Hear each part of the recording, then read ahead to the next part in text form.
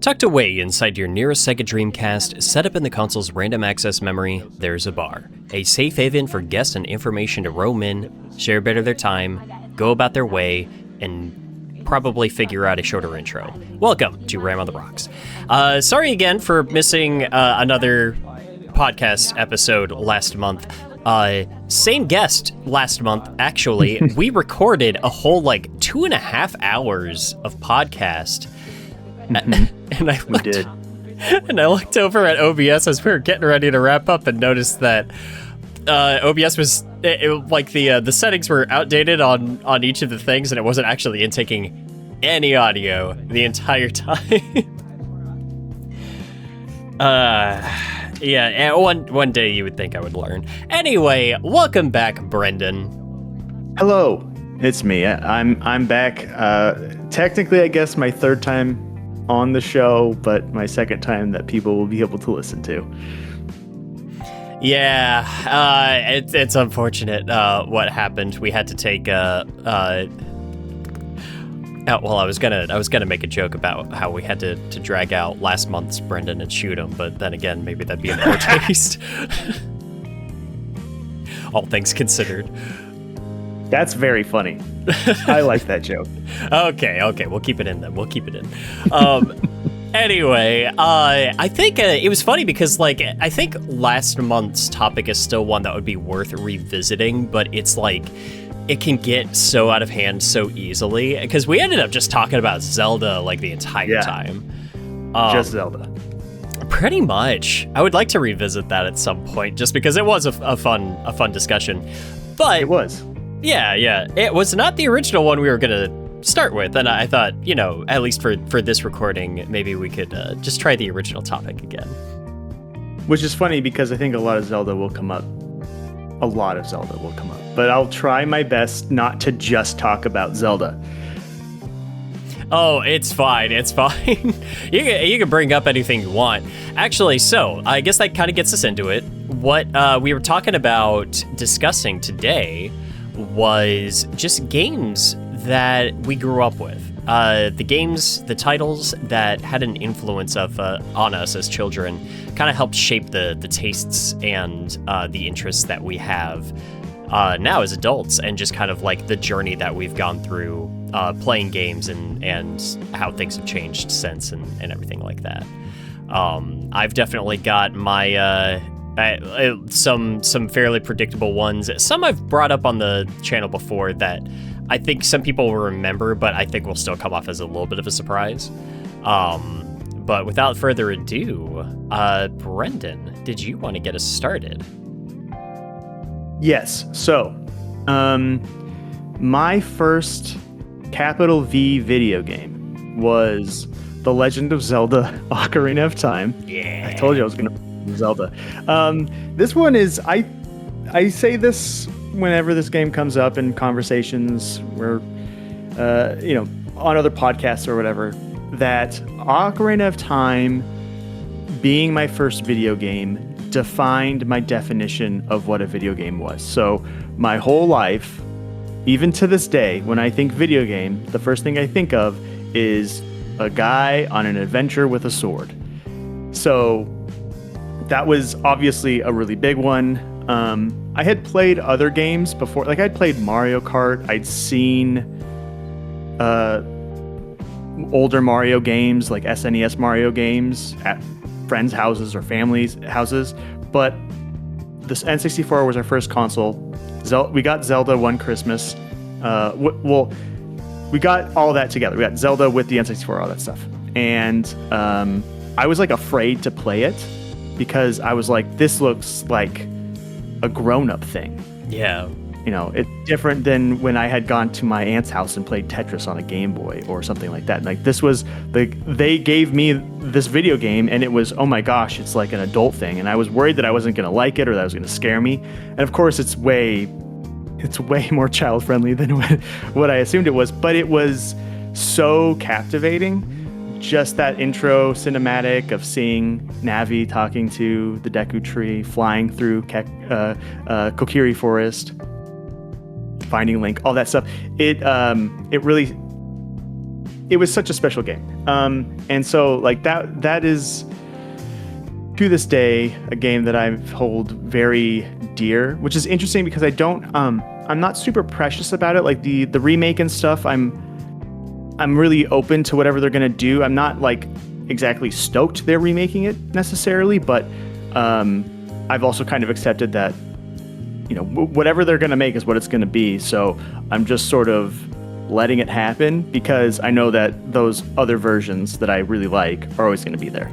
I also think it's largely to prep people up for the movie, because if the movie's going to take influence off of any one game, it's going to be that. 100%. I think that, I mean, they've even said that the reason they remake games, excuse me, is to get new players to play old games that maybe they don't want to go back to those old consoles. So for them, they're just looking to make probably a 1-to-1 remake that looks a little better. And they're trying to either have something new that people can go pick up after the movie comes out, or to get people hyped about the movie, one way or the other. Yeah, and I like that you brought up too. There was definitely like kind of a mature air about that game. Like I remember before I ever got to actually play the game, I was just over at somebody's house and they had like the strategy guide, and I was just like pouring through that, and just looking at the images in the illustrations, and just being like, there was something a little darker, a little bit more textured than what I was used to when you're mostly just looking at like kids games.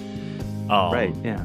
Yeah, and like you said, it is a family-friendly title, but it definitely did have some edge to it, and it like, I mean, hell, I'm pretty sure the original like run of cartridges, like towards the end, they showed Ganondorf just coughing up red blood, and they changed it to green later. Yeah. Yeah, that's especially in the Japanese version. He for sure has red blood, and then you know there's the area under the well. There's the Shadow Temple. They have some, you know, grimmer imagery, more grotesque imagery, scarier atmosphere. So it's definitely not a, I don't know, like it's a kid's game, but it doesn't have kid gloves. Let's say that. Yeah, it was taking its audience pretty seriously, and it was just sort of like, hey, we're gonna set you up with everything that you need, but you are going into like what's essentially some pretty dark environments, and like we'll guide you along the way. But you know, that is something I always liked about Ocarina of Time, and I suppose by extension Majora's Mask. Definitely. I mean, Majora's Mask was so weird. My brother and I. There's my dog. There's Rowdy. He's wanted to chime in about something.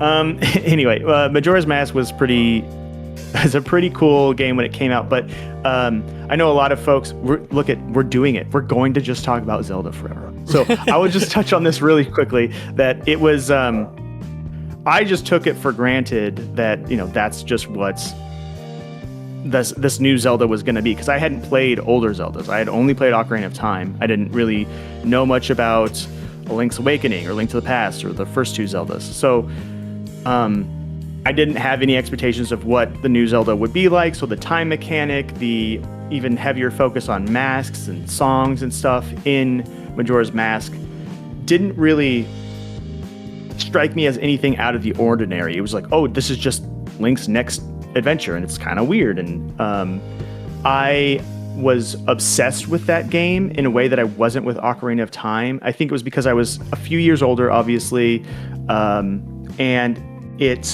the collection aspect and all that overlapped with another big obsession of mine at the time, which I was actually going to bring this up, is the other game that I started with, like almost within a few months of Zelda, was Pokemon Blue. I consider myself a Gen 2 person because those are the games that I played the most and actually beat and knew what I was doing, but I had Blue and, you know, was into the anime and everything.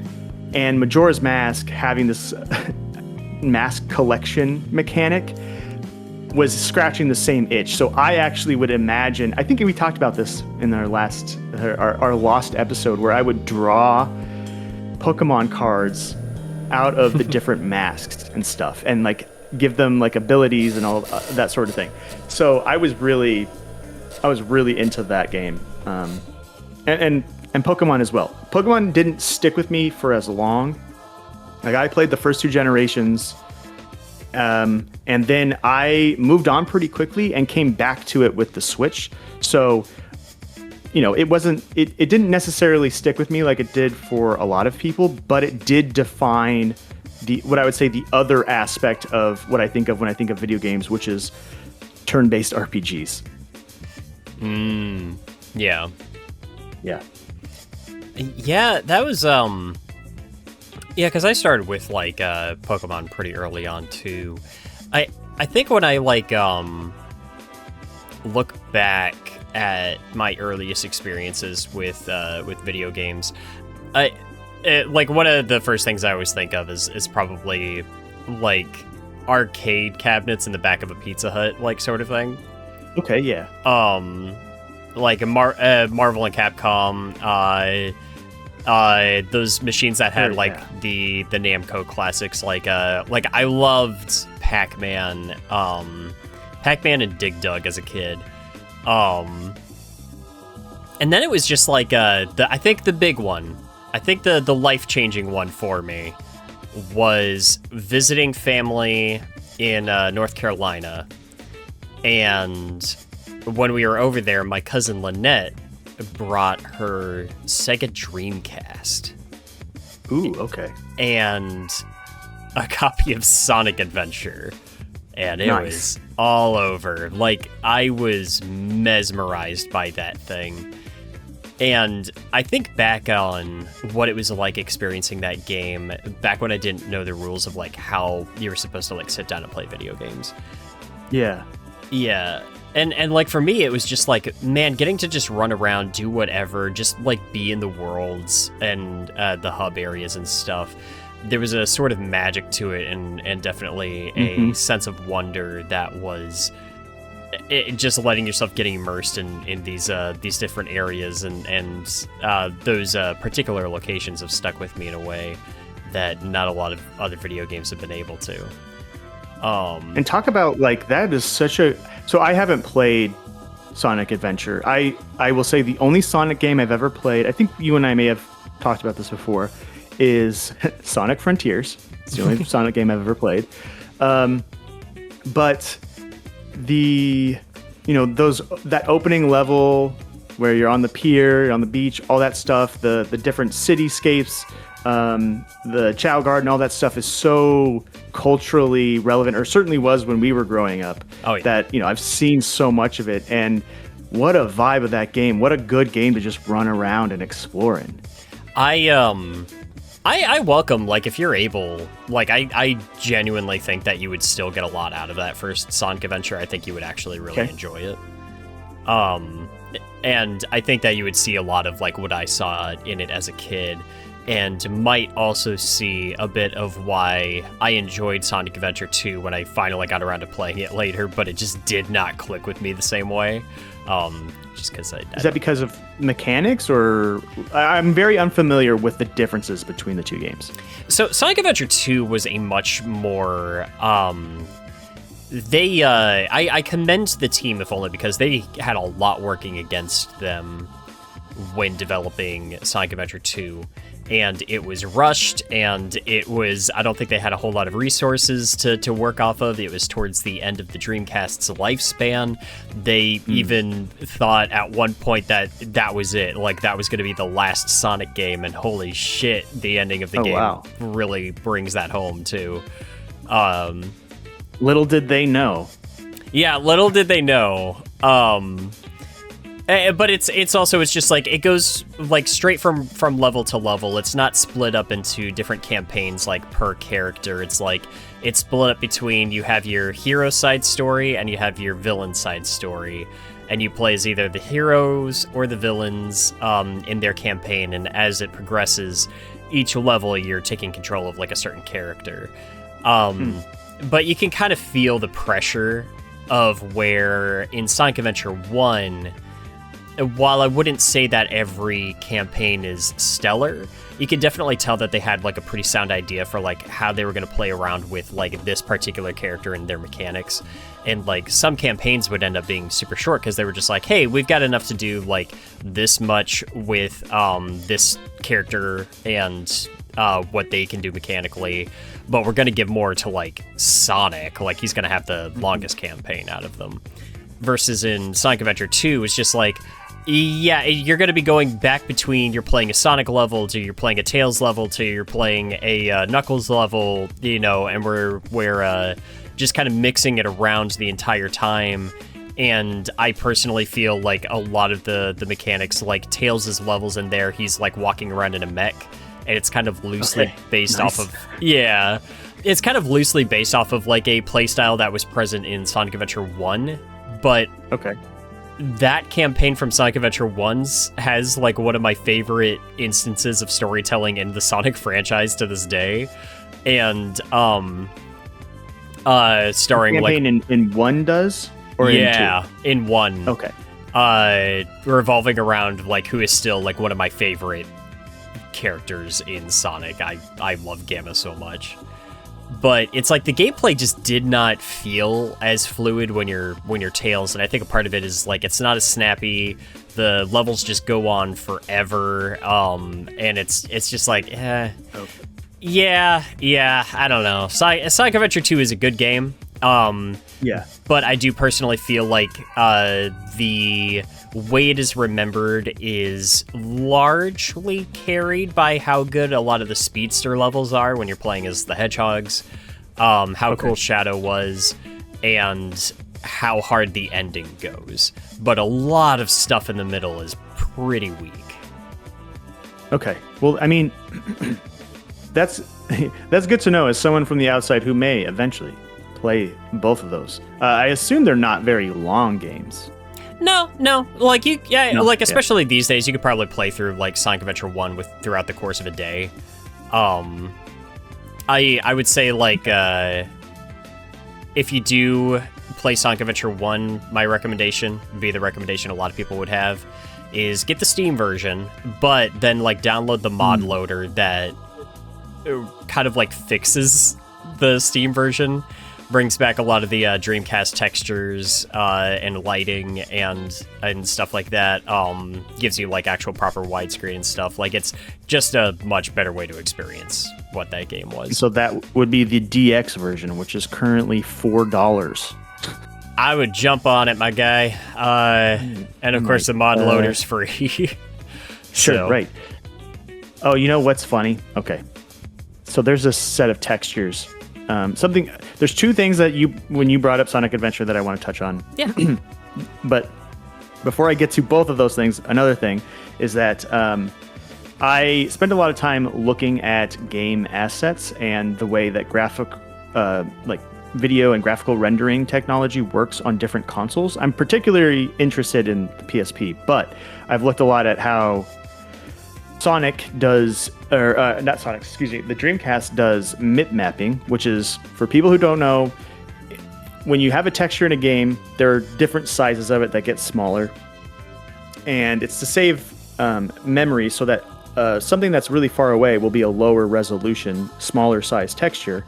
And as you get up, the game dynamically loads in a higher resolution of that texture. Anyway, the reason I say that is because I've looked at a lot of the textures for a specific level in Sonic Adventure DX, which brings me to something that you've said on stream before about these games that I agree with as a general point, and that's one of the greatest video game level themes or like aesthetics is ancient technological ruins. Yeah. So like ruined ancient, like high-tech ruins that are destroyed and covered in moss and grass and stuff. And I'm looking at some of these screenshots going, oh, that's right. This is that level that looks like that or has that texture that I've looked at. So that is selling me on this, knowing that's this game. Okay. Sonic Adventure like really instilled my appreciation for that to a pretty big degree.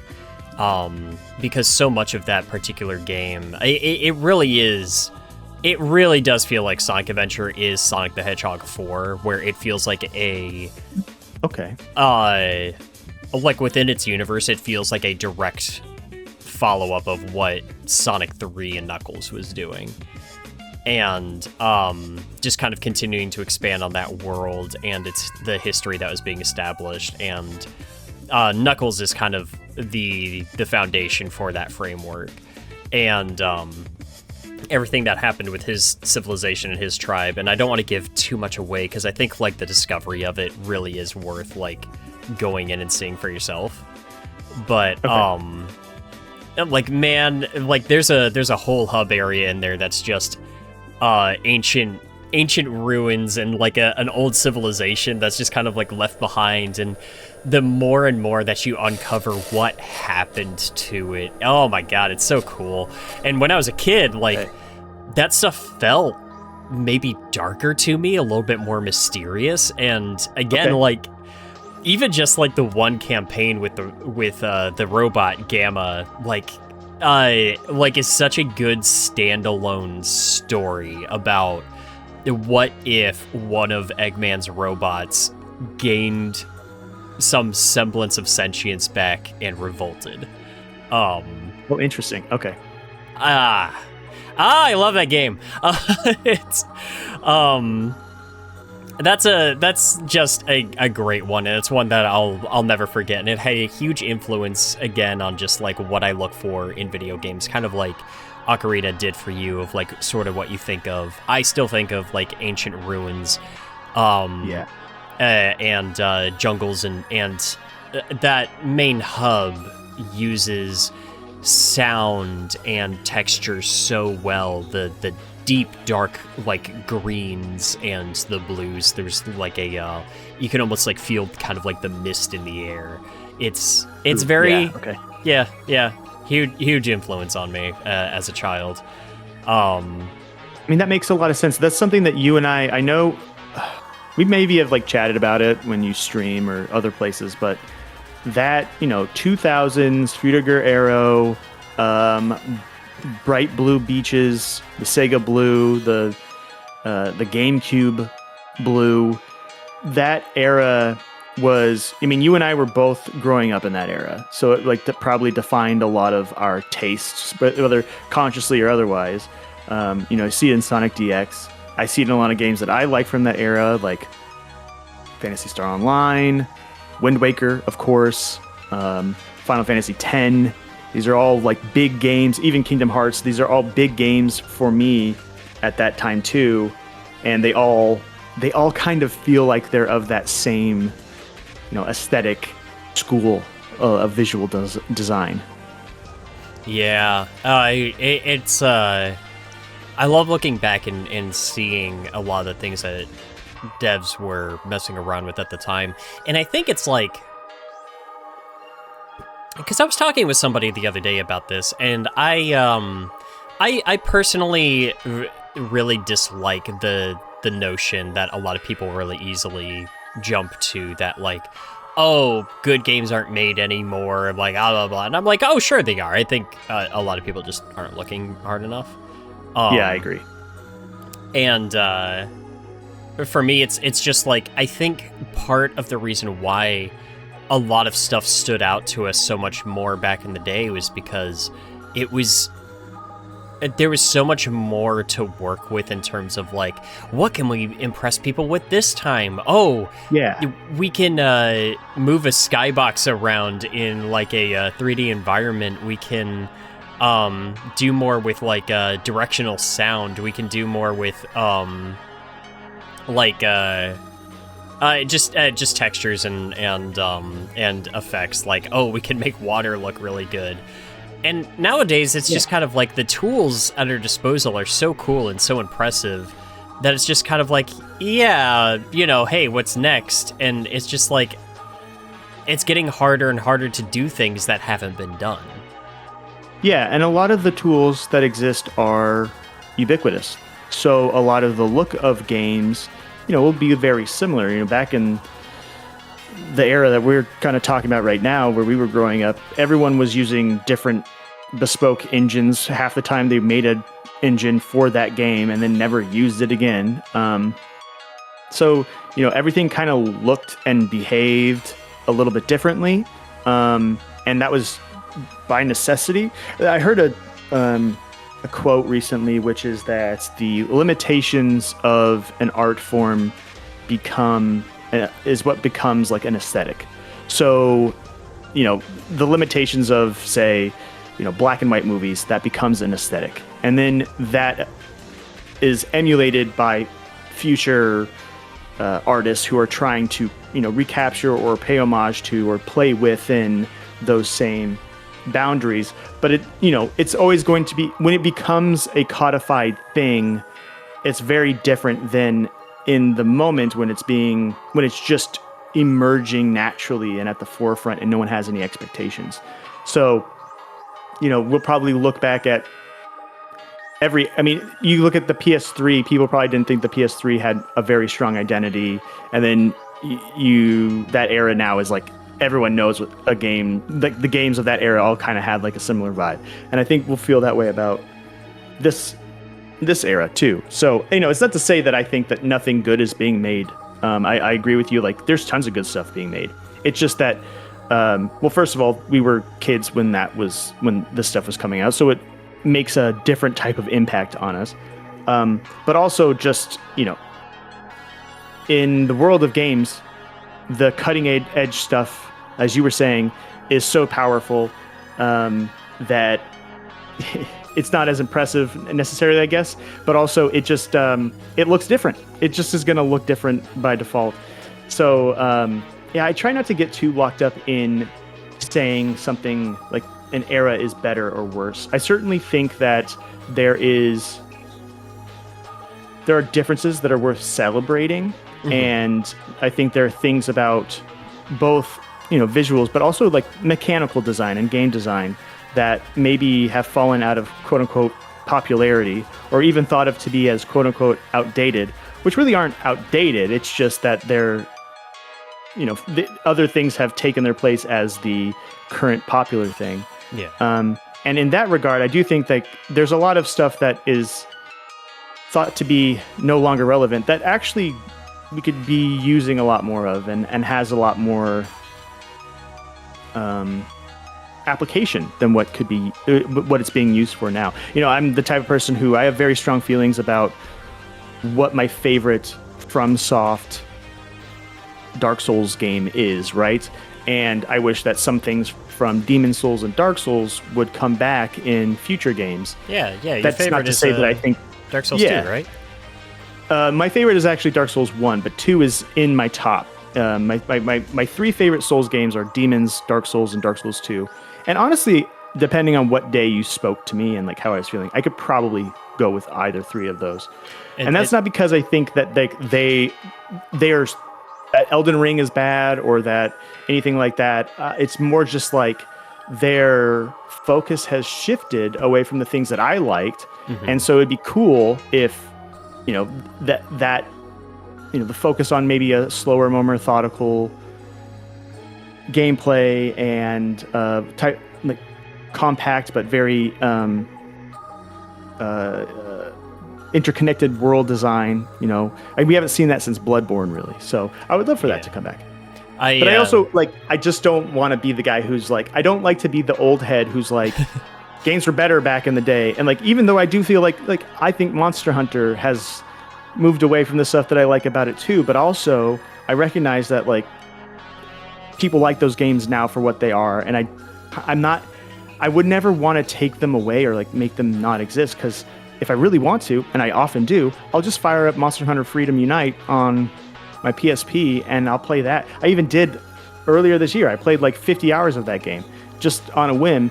So like those games still exist. It would be cool if, a new Monster Hunter felt that way, but in order to feel that way, it's got to look like it came out on the PSP. It's got to control a certain way. And that only could have existed for a game that was made for the PSP. So, Yeah, for sure. And that's like I know it's a very long-winded rant, so I'm sorry, but no, you're good. Very strong feelings about that. Yeah, no, I can imagine. I think it's good too as well. Especially since it's just like man, a lot of the online space these days has just gotten like I don't think the well can even hold any more poison at this point.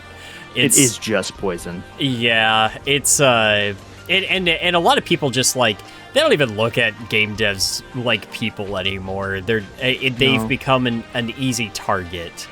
And I suppose they always were. I mean, I think one of the big problems with I don't want to spend too much time on this. Just a side note.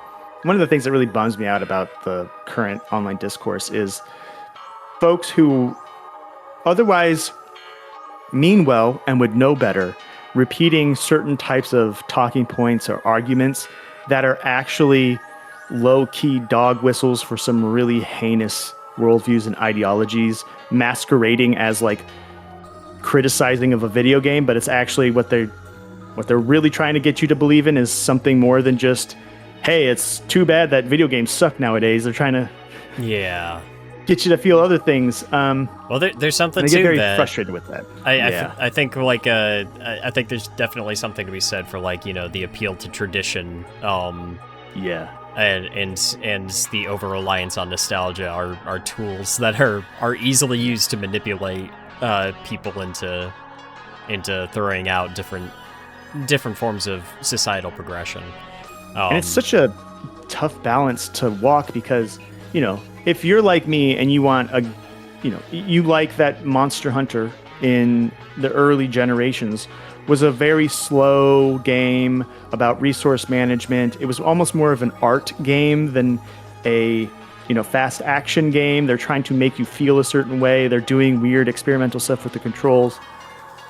If that's what appeals to you, I mean, obviously I want games to be designed with that ethos in mind, but I think people mistake like specific mechanics. Like this game can only be good if it has this type of control scheme or does this exact mechanic or system or whatever, rather than the ethos of the game. Like you could have games evolve, but still maintain this kind of like artsy player hostile ethos of an old Monster Hunter game. And those are two different things. People get too stuck on like, it has to be just like it always was. Whereas it's like, no, it has to, I think things can change and grow and new stuff can come out. But, the mindset is what should drive the idea rather than having the goal be like, it's going to play just like this other thing. If that makes sense. Sorry. I know I keep interrupting you. Sorry, I just have so many things to say about this. Oh, you're fine. This is what the show is for. But no, I definitely do agree. It's why I also appreciate when we get something like Bomb Rush Cyberpunk, that you can definitely tell like what influenced it. But it didn't stop at just emulating one-to-one like what the other games were doing. It also evolved the gameplay to a degree. Like, let's be honest, like Bomb Rush Cyberpunk controls better than any of the 3 previous Jet Set Radio games did. Right. So it's like, that's although I think a lot of that was them taking notes from Tony Hawk, but hey, that's sure. Well, and that's the thing is like the unspoken thing about that game is it's actually a Tony Hawk game that looks like the Jet Set games. I mean, not to say that it obviously pulls so much of that. There's still so much of in the gameplay. Obviously, the graphics and the presentation, the soundtrack, of course.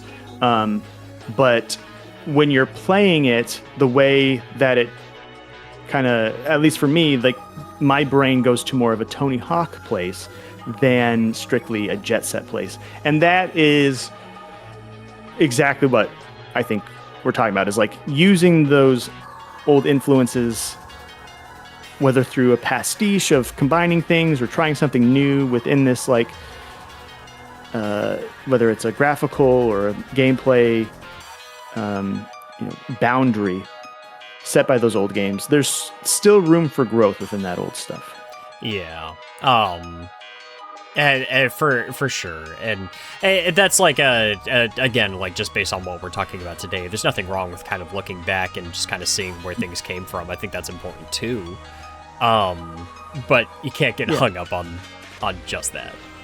Yeah, and I think for me, where that comes into play is like saying, I don't know if I necessarily need new games to look and play just like old games. Kind of already said that already. But the thing is I think it's also important to not completely discard, like let's say someone was like, hey, should I go back to Sonic Adventure? There are people out there who would say, no, that game's old, don't play it. And I think that is a very limiting view as well of like, no, there's good to find in everything. Yeah. There's, all it takes is a few, like sit down with a game that came out in 1998. You have to just, sit there for maybe 30 minutes or so. Your brain will adjust quicker than you think. And then all of a sudden, hey, you can enjoy this for what it is. But I think a lot of people get hung up on like, this isn't good because it's not like this new thing and I'm going to be resistant to it the whole time. And they kind of rob themselves from, liking this. I know people who they kind of on principle won't let themselves like old games because they feel this desire to like prove older generations wrong. That no, what you guys liked was bad and what we have now is so much better. Mm-hmm. And so I'm going to come around and I'm going to talk crap about Ocarina of Time. I'm going to talk crap about Sonic Adventure. I'm going to talk crap about, whatever. And my opinion is going to be the new standard. I'm talking to some very specific people in mind. If you're listening, yes, I am talking about you. Oh, gee, boy. I just think that is they know, and they're not listening. Yeah. Don't worry.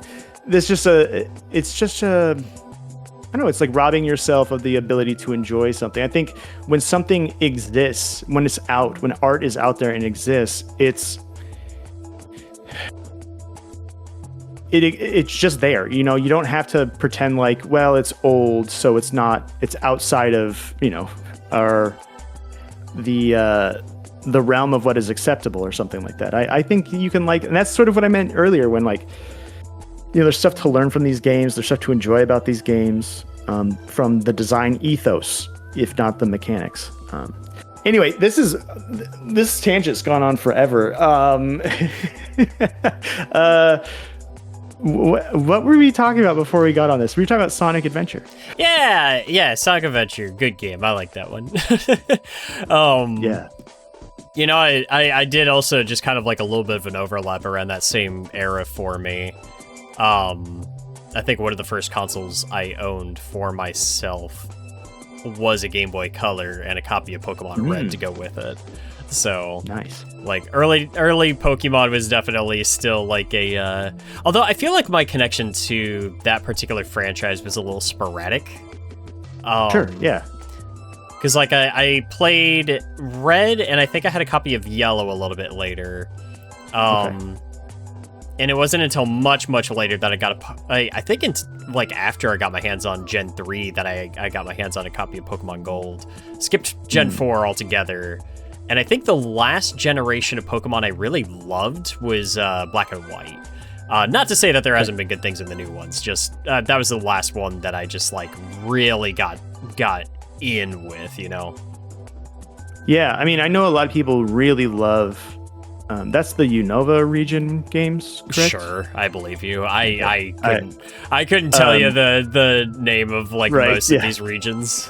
But anyway, I know that people like the Black and White and Black 2, White 2 games. Like I said, I have not played any Pokemon games that existed after Gen 2 up until the Switch. Actually, that's not true. I actually own a copy of Ultra Sun, and I think I played most of it. But that was after going back to the games with the Switch games. I picked up Sword and Shield because, especially at the time, like the Switch was this life-changing thing that got me to play more games ever. Especially I had just left college, and I was starting my career. So the Switch, at the time I wasn't playing as many games, and then the Switch came out and I was like, oh my God, I can like sit here for 10 minutes and play Breath of the Wild, turn it off, go do something else. Anyway, that made me play so many new games, and that's when I got back into Pokemon. And yeah, I don't know. And then I should say I also played the remakes of Gold and Silver, and then I played the remake of Red. Yeah. So I have played those. But yeah, I mean, Pokemon is like, it's interesting because it's a thing that obviously was so big when we were growing up and is still huge. And I think that's the thing I probably watch people play on Twitch more than anything else is Pokemon games. That's just virtue of who I follow, I guess. But it's something that like I don't have like I'm not really a Pokemon guy despite my history with it, which is weird. And how important it was to shaping my taste in games that would come after. Yeah, and I think a part of it for me too is I was just like, it's always been so everywhere all the time. And I think it's like, it's so, I'm trying to find a way that doesn't sound demeaning. It's a very simple franchise. It is, yeah. And I think I got a little bit frustrated with it when it just felt like it didn't care about going very far. Like, again, it's an RPG, but it's an RPG that's made to be enjoyed by as many people as possible. Yeah. And I feel like sometimes it's like pet raising sort of aspects do kind of undermine its ability to go super far, unless you like I that's not entirely true, because you definitely have people that like get so far into the weeds that they're just like they're going ham and just like, oh, there's a meta aspect to all of this, especially in the multiplayer, that just takes over their life entirely. Yeah, like I'm sorry, I don't personally care about trying to track down like I really loved Absol. I don't care what his EV stats are. I just want the monster that looks cool. Exactly. Like, you know what I mean? Yeah. I think from a narrative aspect, I always just kind of like continuously felt kind of let down, because I remember really liking the principle of like what Black and White was doing with its story, but then just kind of feeling like it didn't commit to answering the question it was posing, I guess. What's the question it poses? Because I'm unfamiliar with those games. Okay, so the question it poses is, hey, is it morally okay for us to be, like, raising these animals to fight each other? Oh, okay. So it's kind of asking, it's actually interrogating the morality of Pokemon. That's interesting. Yeah. There's an entire, like, Team Plasma, like, now, mind you, I'm missing a lot of context in my brain, because I have not played that game since it came out, and I don't even want to think about how long it's actually been since that happened. But, but like the one of the main guys of Team Plasma, N, he's this really interesting antagonist because he just stops to have conversations with you, and he's just like, hey, I feel conflicted about all of this, and I'm not entirely sure like it's okay for us to have built our entire society off of like worshiping like using these things against each other in the collection aspect of these animals, and like what is the partnership aspect. And I think that what the game lands on is just like, no, the strength and like the battles and like the training and everything helps build your kinship with the Pokemon, and like it's all like indicative of like how strong your bond is with them. And I'm like, sure, if you say so. Yeah, kind of thing. I guess, I don't know. It was fine, and then it was just like the next time that the Pokemon franchise like really, I felt like, tried to do something a little bit more interesting with its narrative was like Sun and Moon. And then everybody shits on those games, even though I thought that they were actually trying to do some really fun things with the formula. Did it knock it out of the park all the time? No, but you could tell like the effort was going in to try to like do some new things with it. I think it's cool how it shakes up it tries to. I mean, I guess it still ultimately is the same gym, quote unquote gym structure, but it's just contextualizing that stuff. I think that's very interesting. Yeah, I think one point of contention that I've just held with that particular set of games, because like it can't exist without also acknowledging the Ultra Sun and Moon games. And I hate how much they softened up the edges of Lusamine, because I thought that she was so compelling as a villain. I don't remember her thing. I like I said, I played Ultra Sun, and I don't know if maybe that does that take place after? Is it a remake of the same games? I don't actually know what those are. It's like a parallel retelling of. Okay. Yeah, and is it like the Full Metal Alchemist Brotherhood to Full Metal Alchemist kind of sort of? Is that a good comparison? Or I would say not. They're far too close to each other, but like they're different in the ways that make them less interesting. It's a little sad, honestly. I never finished Ultra Sun, so this is me talking out of my ass a little bit. Gotcha. I remember getting a little bit into it. I'm just like, this is the same damn game. And then I remember looking into it later, and it was just like, oh, they tried to make Luzamine a little bit more redeemable and try to make her less of a horrible parent. And I'm like, no, that was the appeal. Like, that's what made her awesome. And it is what it is. It's not that big of a deal. But I think the thing that always got me was at the end of Sun and Moon, like you go into this parallel universe where like, oh, there's like these different non-Pokemon monsters called Ultra Beasts, and Ultra Beasts, yeah. She like emerges with one of them, and I was like, oh my god, this is awesome. Like we're about to have like a proper RPG boss battle, and then she throws out a Pokeball, and I was like, oh fuck off. Like we were right there. But you know, it's fine. Anyway, Pokemon. Yep, Pokemon's fine. Well, yeah, so we've hit Zelda. We had Pokemon, we touched on Sonic, and then we spent a lot of time talking about online discourse and nostalgia and whether, liking and disliking good or old and new games. But so we've done the opposite. We didn't spend a whole time talking about Zelda. So we've done better. Done better. That's true. I will say, like, outside of those, like, those are the giant franchises that I feel like have had a huge, like, influence on so many people. Were there any just, like, smaller, just, like, almost insignificant games that have just stuck with you? Well, it's hard now to say that it's insignificant because this character and the franchise have become more popular, I would say, in the last decade or so.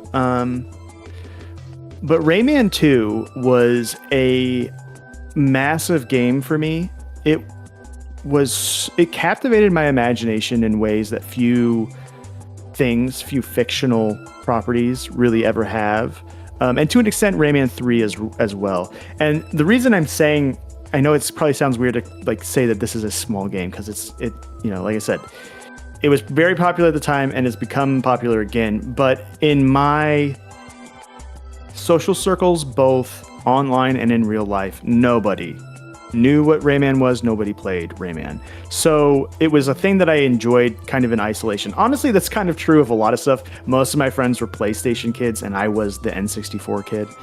So, I didn't really have people to talk about how weird this game was with. But, I think that was one. I'm trying to think if there's other smaller or like... Well, there is one game that, looking back, I actually almost wrote a piece for this for a book, but the timing didn't work out. But there is a PlayStation 1 fighting game developed by Square Enix called Air Guys. And it has an entire roguelike dungeon crawling mode called Brand New Quest. And that, looking back, was, both literally in terms of like historical, like the historical timeline, that was the first dungeon crawler and first roguelike I ever encountered. But it was also my introduction to this type of gameplay philosophy, this design philosophy. It's very player hostile, high tension, high stakes, sort of gameplay that was uncomfortable, and I couldn't tell if I liked it or not at first, but I kept playing it. And I only played this at my friend's house. It wasn't until I was older that I actually played through the whole thing myself. But it was one of those things that really like stuck with me. And I think it's kind of a black sheep of the PS1 output. It's also not a very well-liked fighting game, but this weird roguelike side of it works really well with those fighting game mechanics. I don't know. Have you ever played Air Guys or heard of this? God bless the ring, as it were. God bless the ring. Yes. I'm familiar. I have a Japanese copy of that, actually. Perfect. Awesome. So yeah, you know what I'm talking about. And I'm sure a lot of folks listening to this, retro game fans, are familiar with this. But, that was the thing that even my PlayStation friends, I played it at one friend's house, would go, speak to people like at school, because my friend down the street had it. And so, and he didn't go to the same school as me. He was a couple of years older than me and everything. So I would go back, and in grade school telling my friends, like, yeah, there's this game where it's from, there's characters from an old Final Fantasy, which to us, it was old Final Fantasy because we, at the time, Final Fantasy 8 and 9 were like the contemporaries. Yeah. So, and people, my, kids in my class, we didn't like Final Fantasy 7. That was the stuff that the guys in 6th grade played. We were in 4th grade. We played the good Final Fantasies. And so but I'm telling them about, like, yeah, there's this game where, like, you have 2 characters, but if you die, the game is over and you can't ever play it again. And then kids being like, that sounds awful, or that sounds like you're making it up, or, and not knowing that it's a roguelike. So, the dungeons are randomized, the items are randomized, and actually as a roguelike, or even as a mystery dungeon, it's a very forgiving game. It really letting you take a second character in to try and, rescue them, build up another character, go back to town, and, like, kind of in parallel give them gear, build them up. It's a very forgiving way to do a roguelike. But it's funny because as I got older and I experienced stuff like Shiren the Wanderer, Wizardry, Rogue, all of this stuff, and my touchstone for it is this weird PS1 game. Like, thinking back and going, oh yeah, this is like Air Guys. Instead of thinking like, oh yeah, this is something that Air Guys took from older games, I go, oh, this is like Air Guys. So, yeah, I think that's probably, that actually isn't one that I had on my list, but it's definitely one that certainly made an impression. I know, like, some of my earliest memories with a lot of games, because, like, obviously we could only afford to get, like, so much stuff all the time, right? And while we did get a PS2, which was, I think, like, Game Boy Color we had early on, but our first, like, console was a PS2. Okay. The Dreamcast I only got to mess with when visiting my cousin Lynette, but that was still, like, to me, that console was just everything. Yeah. And I think maybe the absence of it just made me think it was even cooler, just because it was, like, just a little bit out of reach. So right, yeah. But add some mystique to it. Yeah, exactly. And I know that a lot of the games that I had as a kid for the PS2 were actually PS1 games, and a pretty good chunk of them were shovelware. Now, not all of them. Some of my earliest memories are formed with playing the PlayStation 1 Spider-Man or Crash Team Racing, which was my first Crash game.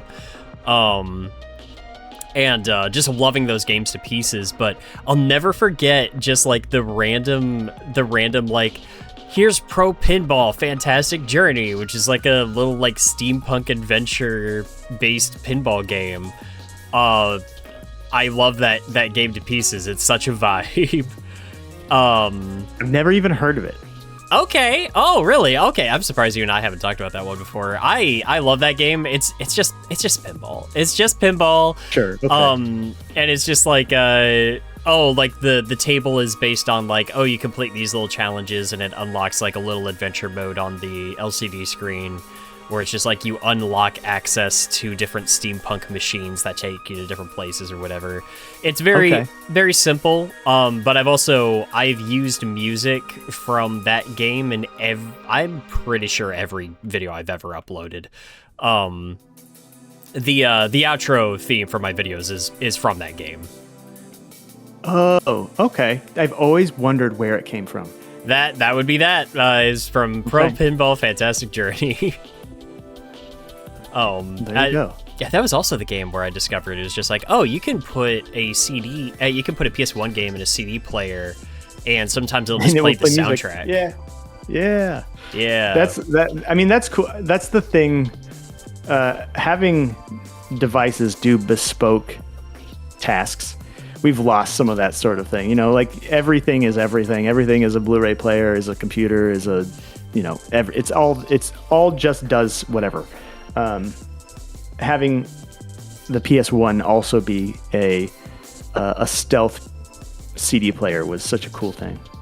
Yeah. I think one of the other ones I really liked was like that. It's one that I have to go back and take a deeper look at. For some reason, there was a lot of like games on the PS1 based on helicopters. There was. You're right. Yeah. Yes. I had Rescue Copter and RC Copter as a kid. RC Copter has a better soundtrack than the game it's attached to deserves. Okay. It's not a great game, and what I think is especially funny is there's this like Star Fox 64 level quality music coming out of the TV, but what you're seeing on the screen in the opening demo is in the opening goddamn demo that they like use to market what you're about to experience is a helicopter struggling to line up with the person it's trying to save. And then RC Copter is a strange little like. I remember liking that one because it was just like, oh, you got a little like remote control helicopter, and it's got like what I now as an adult recognize as like a Japanese visual novel kind of aesthetic, interconnecting all these different little missions. Where between your household, like from your bedroom to your backyard to like out in the park and stuff, you're just like doing chores around town, earning money, and doing them with your RC helicopter. Like, oh, like over the fence, there's a bunch of just trash. Use your little helicopter toy to fly around and pick it up and stuff like that. Like, yeah, I don't know, stuff like that. It was cool. My friend had whenever we're talking about PS1, I never owned a PS1. Anything I've played or owned as an adult has happened in the last, like, I would say 10 to 12 years that I've gone back to the PS1. Everything I played growing up was at friends' houses, primarily at either my friend Randy's house or my friend John's house. And John's the one who had Air Guys and everything. He also had G-Police and Nuclear Strike, which are both helicopter games as well. Yeah. And I played I don't really remember playing G-Police that much, but Nuclear Strike we played so much. And I remember thinking it was weird that it was called Nuclear Strike because we were piloting a helicopter, like an attack helicopter, which aren't armed with nuclear weapons. And that really stuck with me as a kid. If they were, that would be a problem. It would be. I don't even think helicopters can fly high enough to. Maybe I don't know. Maybe they could have. I don't fucking know. I don't know what I'm talking about. Let me know in the comments if you can. If a helicopter can deliver a nuclear payload. Cue the like 20-minute cutscene where a scientist describes how he had to design the helicopter to run off of a runway in order to get enough speed and distance to launch a nuclear warhead. Now that's basically a Metal Gear Solid 3 cutscene. That's what I was referencing. Was talking about the Shagohod, which, Wayne, it was probably one of the most influential PS2 games that I owned growing up. I'll tell you what, that era, man, that was. I mean, I know you said you went back to a lot of PS1 games. For me, the one PS1 game that I owned and went back to as a kid was Final Fantasy Tactics. That was because I had played Final Fantasy Tactics Advance on GBA, and that was my intro to. That was the first Final Fantasy that we ever owned. Got Tactics after that. But the PS2 and the GameCube, we had both because it was this weird. I'm from a very working class family. My dad was an electrician. My mom is a school teacher. But there was this brief period of time where my dad he was like taking corporate training courses, and he got like a big promotion. and there for like 2 years, he like went all out for Christmas. So we ended up having both the GameCube and the PS2. And that era to me is like, that's when video games became the thing, you know? Like, it wasn't just this thing that I would turn on every now and then and play a little Zelda or play, you know, whatever. It became like, this is what I was always doing. I was always reading magazines about it, looking stuff up on the internet about it. Yeah. So, you know, I already touched on, you know, Wind Waker. I already brought that up, and we talked a lot about that. We don't have to rehash our conversation, which no one else gets to hear, but huge game for me, still to this day, one of my favorite Zeldas. And then, of course, Metal Gear Solid 3. That game, I used to like walk around in my backyard as a kid, and I would, in the summertime, my mom would be like out watering plants, and I would be like sneaking around the house trying to make sure she didn't see me. Yeah. And this was all because I just thought that the trailer for the game looked so cool. Like, oh wow, you're like sneaking through a jungle. That looks so fun.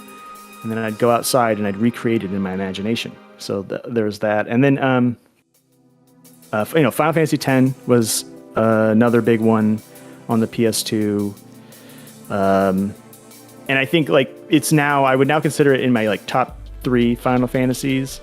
Honestly, all 3 of my top Final Fantasies are PS2 games. It's Final Fantasy 11, Final Fantasy 12, and Final Fantasy 10. So, I really like the PS2. But yeah. I would say though that the GameCube is like, as much as the PS2 probably has more games that I go back to, just because it has more games in general. The GameCube is like the console for me. Like, that is my favorite console because of how many of my favorite games of all time are on it. And this has all been preamble to get to one specific game, Wayne. Just one specific game. That's Metroid Prime. Yeah. It wasn't my first Metroid. As I say in my Metroid documentary, Metroid Fusion was the first Metroid game I had. But I got it because I wanted Prime, and they couldn't get a GameCube. So the compromise was, well, you already have a GBA. Here's, you can have Fusion, which is funny because they got me the strategy guide for Fusion. My parents did. I didn't get the game until like a few weeks later. So like on Christmas, I got the strategy guide and was like reading the strategy guide, and I didn't get the game until a little while later. But yeah, dude, Metroid Prime, I think that is, if there's like a defining game in terms of like what I like about just everything, it's that game. Yeah. It's so good. I mean, Metroid Prime really is just like, man, I kind of think back on that, and that is another one of those incredibly influential. Like, there, almost kind of like there will never be another game sort of like this, and I think a part of that is sort of what we were talking about before with like there was so much to prove then, and it's just like you can't use the trick for that game again. You know what I mean?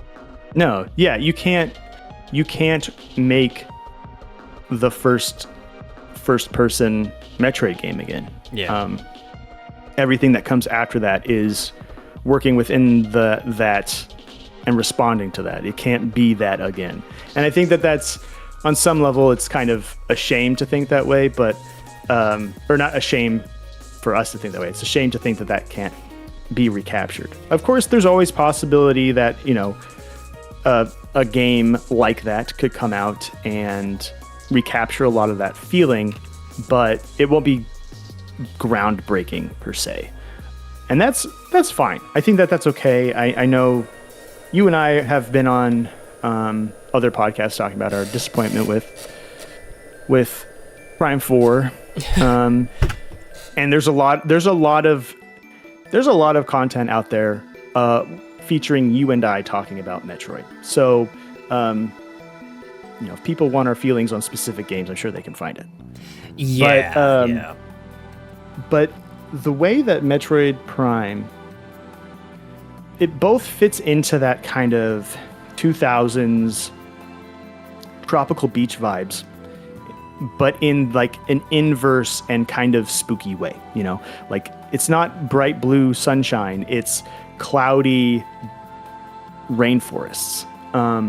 And that, I think, was the other side of this coin that we were growing up in. It was like there was sunny blue beaches with Wind Waker, Mario Sunshine, and Sonic Adventure.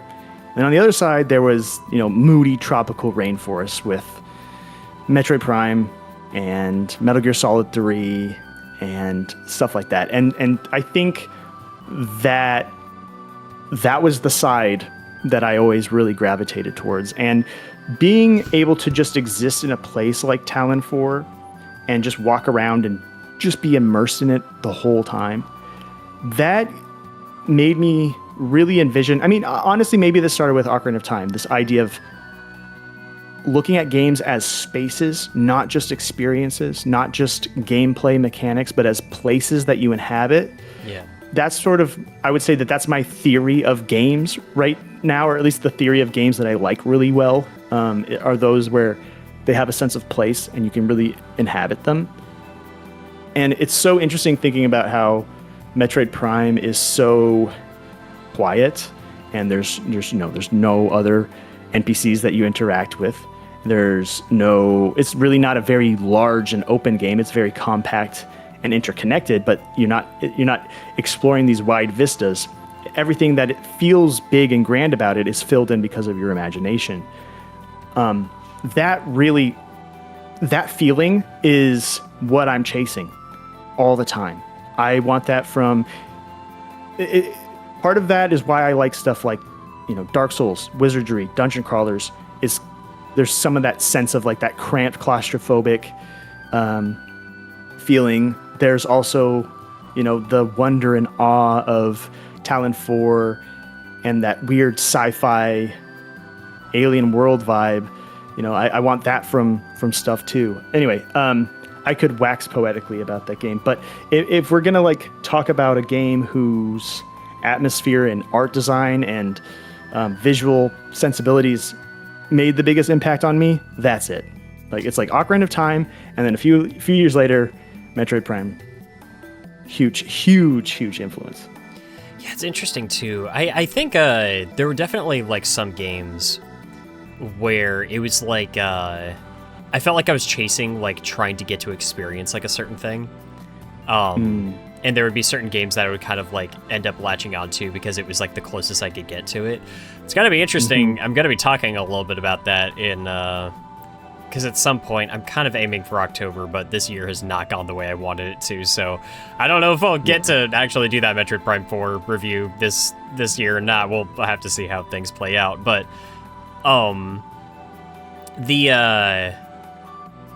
that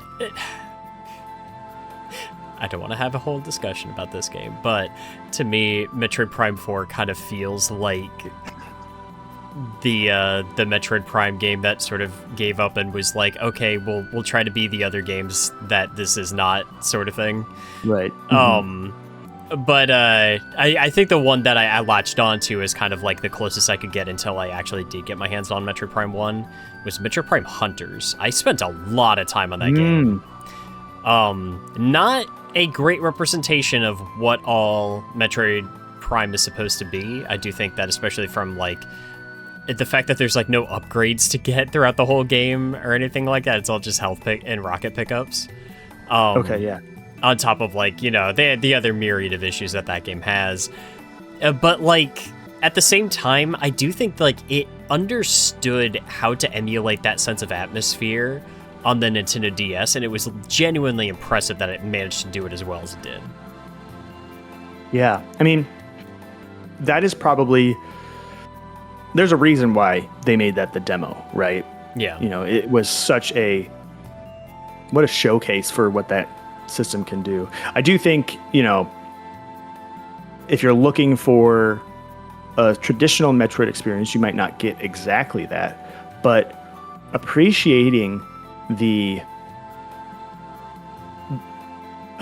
technical wizardry that went into making that game look the way it does on that handheld, and being able to evoke so much of the iconic Metroid Prime or just Metroid visuals in that form factor is the best part about that game, in my opinion. It's such a cool little package.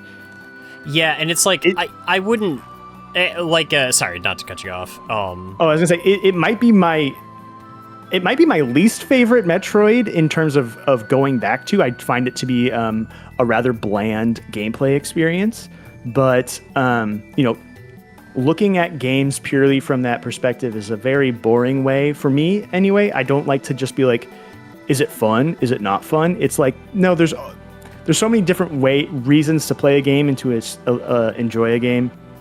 And that one is one where it's like, just being in there and looking at how they made it is so fun. Yeah, it's like I wouldn't go as far as to say, like Metroid Prime Hunters is not some sort of like misunderstood hidden gem.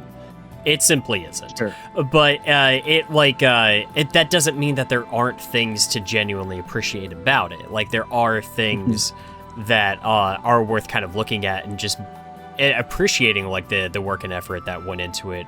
There was an artistry to that game, and it really is legitimately impressive.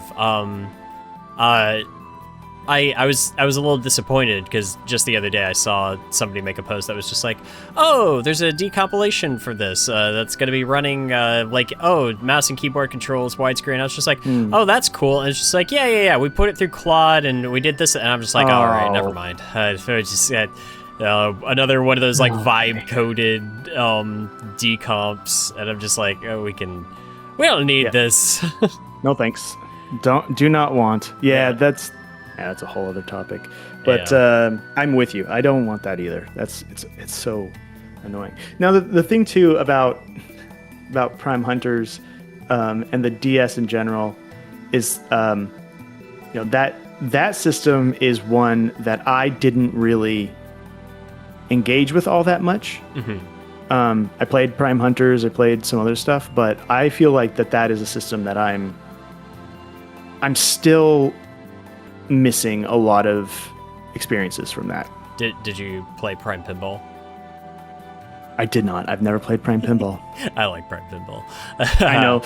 There was a reason why I included that section when you were talking about Prime Pinball in the documentary from a couple years ago, because your enthusiasm for it was infectious. It was you, Kate Willard, and Daniel from GVG all talked about it, and it's certainly a game that I feel like I should play someday. That one's cute. It's just it's a cute little like, oh sure, why not? We did this kind of game. Yeah. And I like that one a lot. That one I am for sure tackling this year. Like that okay, is getting cool. a video. That and Federation Force are getting videos. And Federation Force is an interesting one too, because I'm like, I know we're bouncing around a little bit here, but I'm also just whatever. I like to think that there is a benefit to hindsight and to retrospect that goes beyond just like, oh, now we understand what went wrong and what the effects of it were. I think one of the underappreciated benefits of hindsight is, hey, we don't have to be like beholden to, like, the discussion doesn't have to be about everything that was wrong with it. Now we're separated enough from like what could have been that we can just look at it for what it was and just kind of take a much calmer approach to it. It's why I'm just like, I'm so tired by all of the outrage. I'm so exhausted by like, I'm sorry, I don't think it's that big of a deal that the Wolverine game has a 10-second running sequence in between all of the hack and slashing. It's not that big of a... Oh my God. I mean, honestly, as much as you and I have our negative feelings about Metroid Prime 4, there's also a part of me that's like, yeah, but there was a lot of stuff in that game that I actually really liked, and I think it's okay to just be like, this is a game that contains a large variety of moments. Some are good, some are bad. I can talk about the ones I did like, I can talk about the ones I didn't like. Ultimately, this is not the direction I want them to go in for any future Metroids, but if we're going to talk about a game in its totality, I am also going to bring up the fact that there are some really cool moments in that game. There's some really cool visual tricks they do that make the game feel very rich and atmospheric.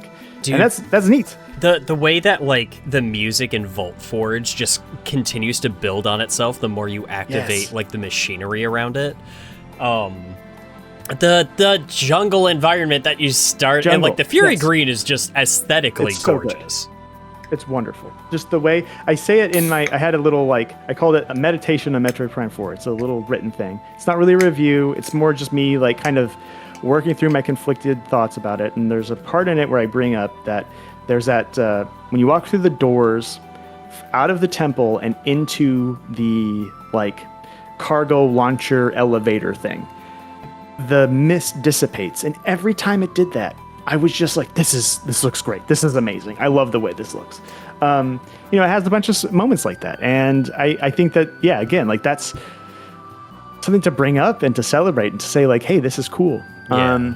And I feel the same way. So I agree with what you're saying about Federation Force, because I think another thing that's nice about hindsight is you get the full historical context. And now we can look back and say, oh, wow, they were testing the waters and slowly bringing back Metroid, because it was a year or two later we had Samus Returns, and then it was a year or two later we had Dread, and that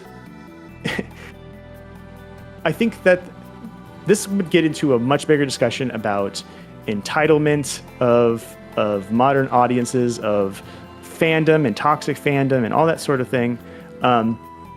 Sometimes it is better to just kind of to let something sit for a second and not have an immediate knee-jerk reaction. I think the wrong lessons were learned from the Sonic movie design getting changed. Oh, dude, and not just that, but also the the Mass Effect 3 ending. That was another early version of this where everyone revolted and they changed the ending. Well, not changed the ending, they just added other possibilities. I think that Mass Effect 3 has issues with its gameplay and story that have nothing to do with the ending. In fact, I at the time thought the ending was just fine. I was like, actually, this makes sense for how the direction they went in. My problem was that they went in a certain direction that I didn't like at all, and it was like, you could change the ending, but it's not going to change. It's not going to make me like this game anymore. But anyway, but yeah, I think that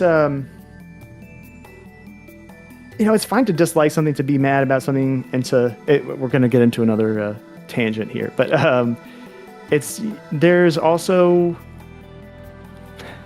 like I said, there's a benefit in waiting. There's a benefit in having a little bit more of a measured response, because we would look like fools in some of these instances if or people did look like fools of freaking out about Federation Force and acting like they killed the franchise, it's never going to be good again. There's no way, I can't believe Nintendo killed it. And then what do we got? 2 years later we get a really cool remake of a really underappreciated version of the game, and then a few years after that we get arguably one of the best, maybe even the best 2D Metroid game. So come on, guys. I don't know. Maybe we don't have to.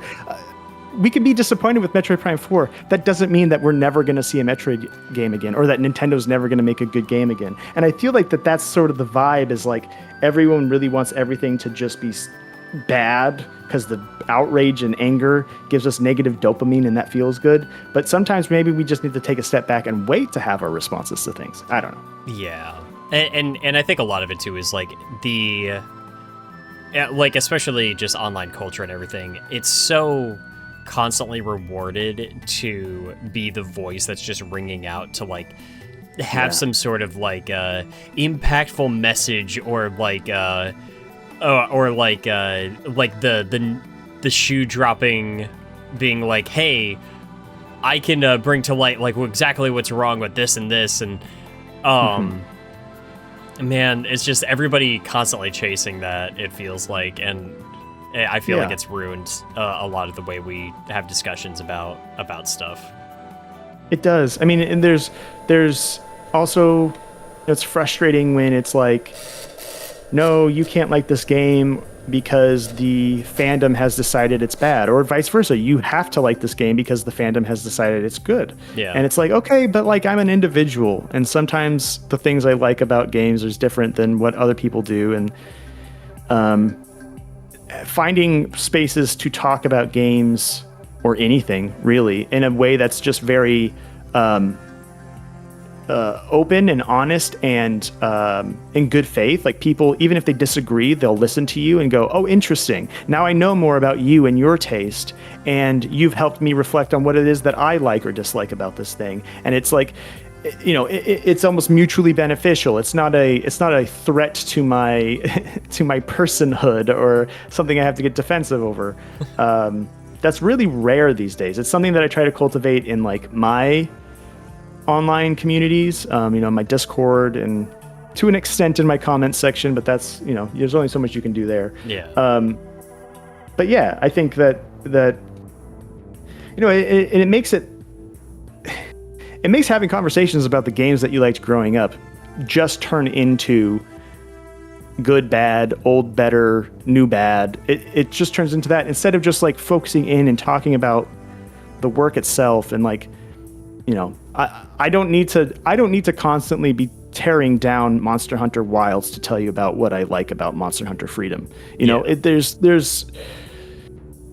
that doesn't need to always happen. Maybe as a point of comparison to help illustrate a point or whatever, but you know, it's very conflicting, which is funny because I feel like when I was making my list, I was looking at stuff like, you know, I have like Doom, Marathon, Quake, Turok, I have Halo. These are all games that in some way or another are very contentious because of the modern version or lack thereof, that the directions they've taken, you know? And so it feels weird to be like, when we were talking about this stuff, and like, I wasn't really expecting, you know, to be talking so much about like taste and online conversations about what's good and bad or old versus new. But I guess that is sort of what happens when you talk about this stuff. So we have to caveat it all and like be like, hey guys, I'm not saying this, but I'm also not saying that. And it's so weird. Yeah, that's the thing, is like anytime that you say anything, and it makes it frustrating trying to work on like scripts for videos, because it's just like, if I make a statement, there's going to be 3 different people that are going to be like, oh, so you hate pancakes, and exactly. And just take it off in a completely separate direction, because I didn't like truncate the sum of all human knowledge into one paragraph. Yeah. Yeah. Like if I were to say something like, hey, you know, I don't know, I really like the new Marathon. People would be like, yeah, well, the old ones were better. And then I could turn around and be like, well, dude, like the first-person shooter I ever played was Marathon, and I love those games. I still play them. Part of me wishes that the new Marathon was more like the old Marathon. I never said one way or the other. All I'm talking about is that the experience that the new Marathon provides is something that I've enjoyed. That's all. That's all I'm saying. And it's not to say that it's better, it's worse, or to take away anything from you. But yeah, people aren't listening to what's like the actual words that are being said. They're being defensive of a made-up position in their mind.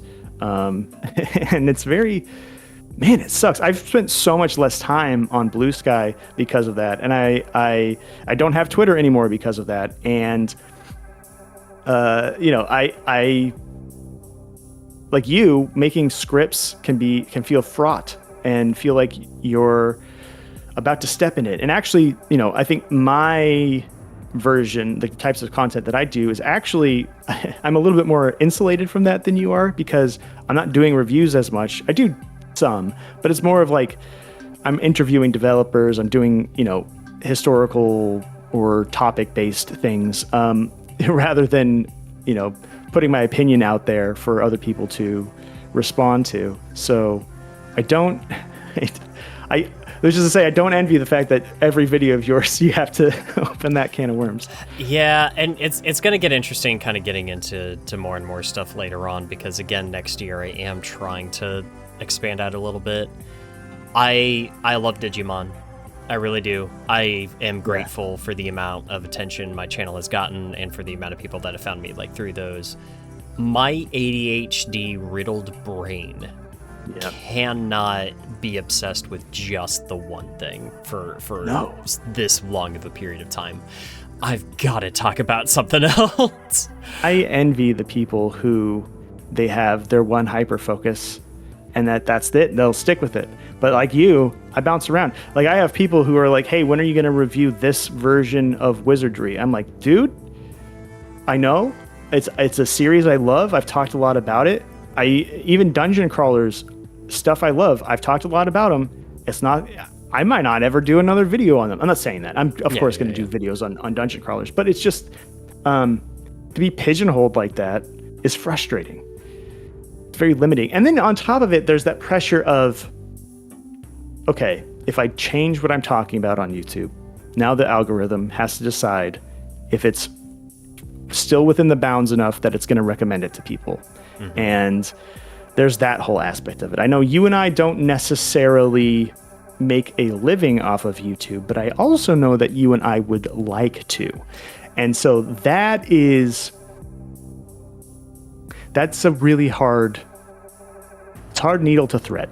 It's frustrating because I was talking with some friends about it recently. It was Cullen and GC. I was talking about it recently where I was just like, I am trapped a lot of the time. I feel like I am stuck between trying to live 3 separate lives, and it is getting harder and harder for me to balance all of it. And it's just like, man, yeah, that's the real reason I would like to be able to do this full time. I got a comment that just kind of like, it just stuck with me. And it was somebody responding to me, like doing like one of the Bandai Namco like affiliated videos. And they're just like, this doesn't really feel like you. It feels like you're selling out, like yada. And I left some like, it ended up being a lot of like voice messages in comments, partially because I wanted to try to convey all of the thoughts that I had while not sounding mad, which it's super easy to do over text. But a lot of what I was kind of saying in that was I was just like, hey, I get it. I get where you're coming from, and I appreciate that you like the stuff that you like from my channel. I need you to understand that you do not know everything about me, and you do not know everything that goes into this creative process. You don't... Yeah, you see like the couple of sponsorships that I've taken, you see the couple of partnerships that I've made, you don't see the pile of the ones I've ignored or just turned down, or frankly, it used to be a part of the channel that I've since dropped, that people don't quite seem to notice have gone away. Like, like you don't see everything that goes behind, like, yeah, I wonder what that one was.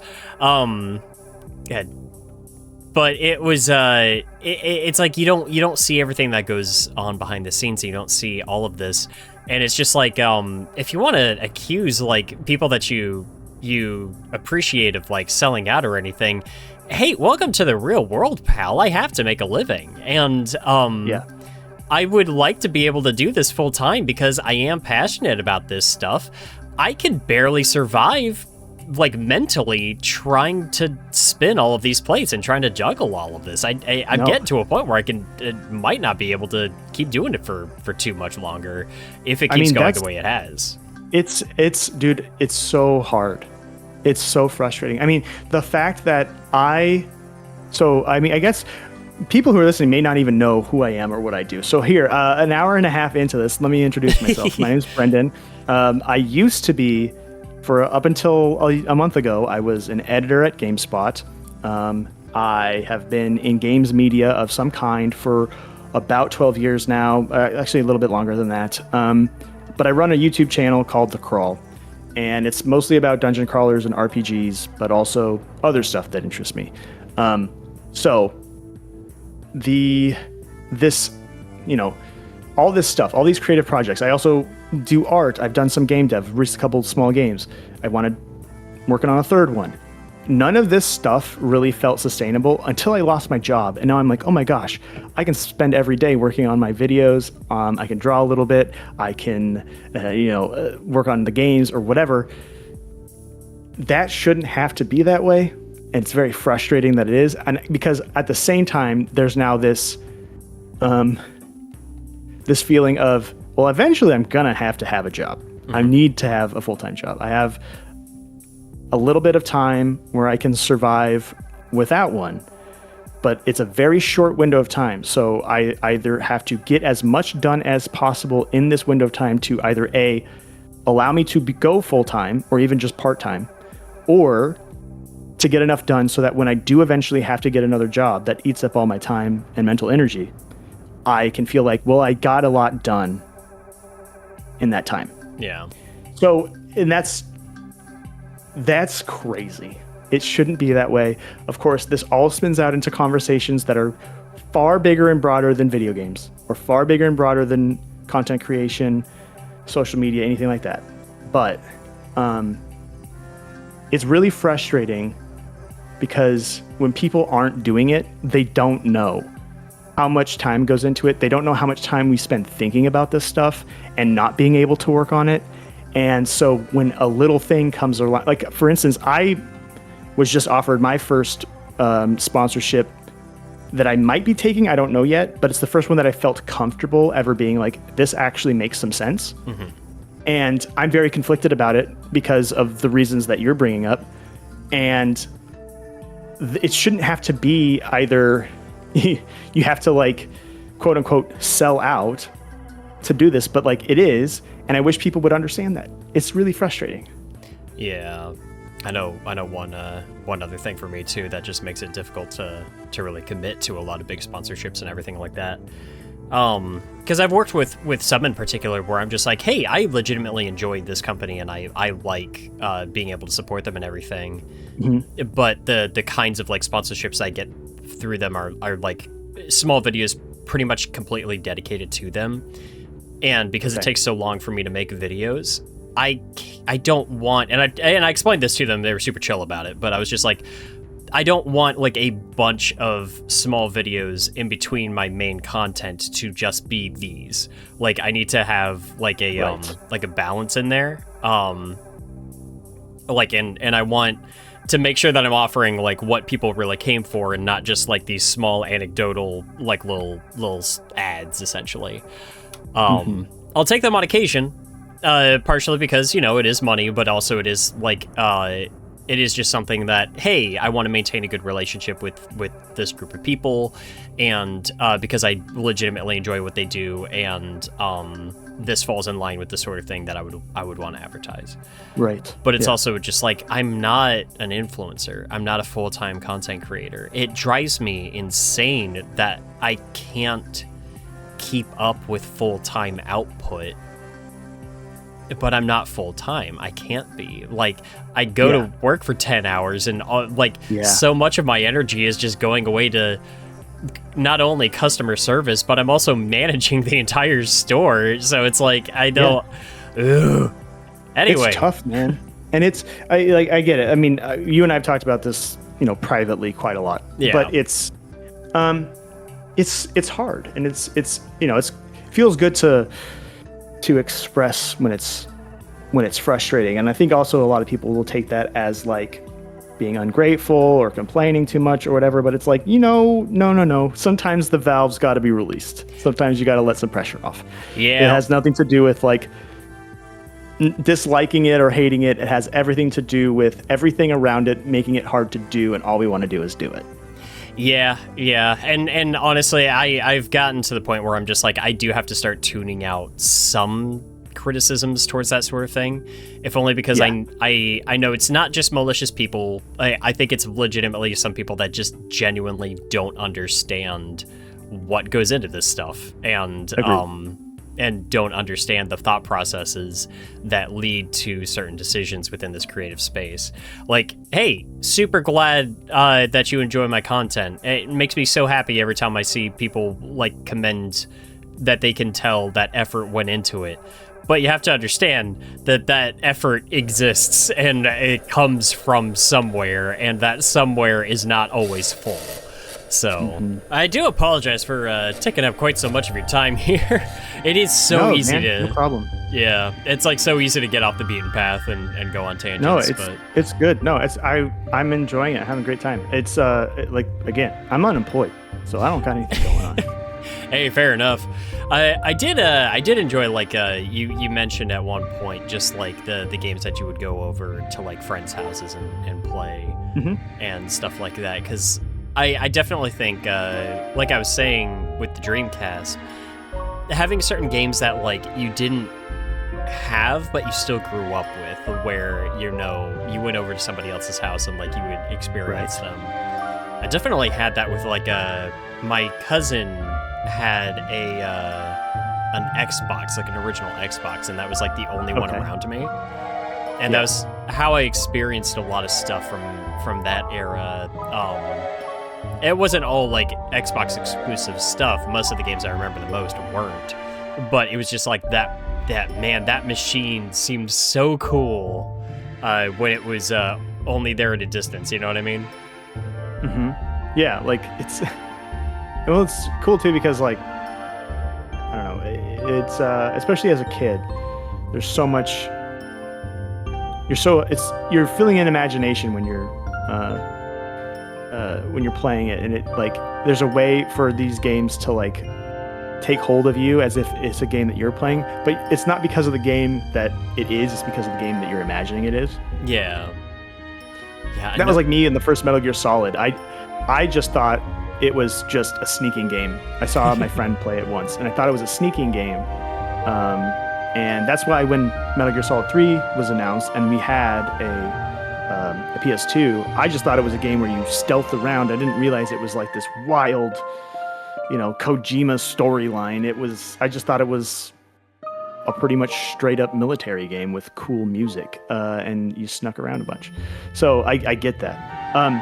There are even games from that era, most of them PS1 games, just by virtue of the fact that most of my friends were PS1 people, and I guess that was the console that I didn't have at the time when I was growing up, and then everyone had a PS2 after that. But there's like one game that's an arena like vehicle mech game that my friend had. I look it up every couple of years to try and figure out what it is. None of the screenshots for any game I've ever found match it. And I still, to this day, have no idea what it is. You said it was on the PS2? It was on the PS1. So it looked, in my mind, it looked closer to maybe like around what the Ghost in the Shell game looks like, or or even Mega Man Legends. It has kind of like a cartoony vibe to it. Yeah. And it was a multiplayer mech game, but everything that I found, it's not it. It's just not that. Interesting. So I have no idea what it is. And it might just be that I misremember, and I'm like what I'm looking at is that game, and I just misremember it. I'm like, I'm conflating 2 or 3 different games together, but who knows? I had a game like that was like, because my cousin Lynette also had, on top of the Dreamcast, also a PS2. That's how I experienced like Jak and Daxter as a kid. Okay. And ATV Off-Road Fury, which had a pretty big influence on my music tastes after that, growing up. But I had remembered for years that there's this one game that my sister and I tried out on Lynette's PS2, and I couldn't remember what it was, and it was driving me nuts because I was just like, oh, what was that? And for decades I had no idea, and I kept like checking out like different things. It was like, I just remember being in a car, there were a bunch of hills, yada yada yada. I said something about it online once. I don't remember if it was like Blue Sky or Twitter or whatever, and my friend Josh chimed in and he was just like, was it Smuggler's Run? And I was just like, no, I don't think it was Smuggler's Run. And then like I went to work, I popped in a copy of Smuggler's Run, and I tried it out. I was like, oh my god. Sure enough. It was Smuggler's Run. Yeah, that was a fun one to finally have an answer to. Yeah, it's so. I'm sure there are other ones that like have stuck with me. Like that I wish I could remember, but I could. For the long time, Chameleon Twist was one of those. It was because we rented Chameleon Twist on the on the N64, but I could never remember it. I could never remember what the name of that game was. And then there was another one called Starwinder. Have you ever heard of Starwinder? Oh, the name sure sounds familiar. It's bad. It's a bad game. It is a first-person racing game on PS1 where you're like racing through asteroid belt. It's like rails.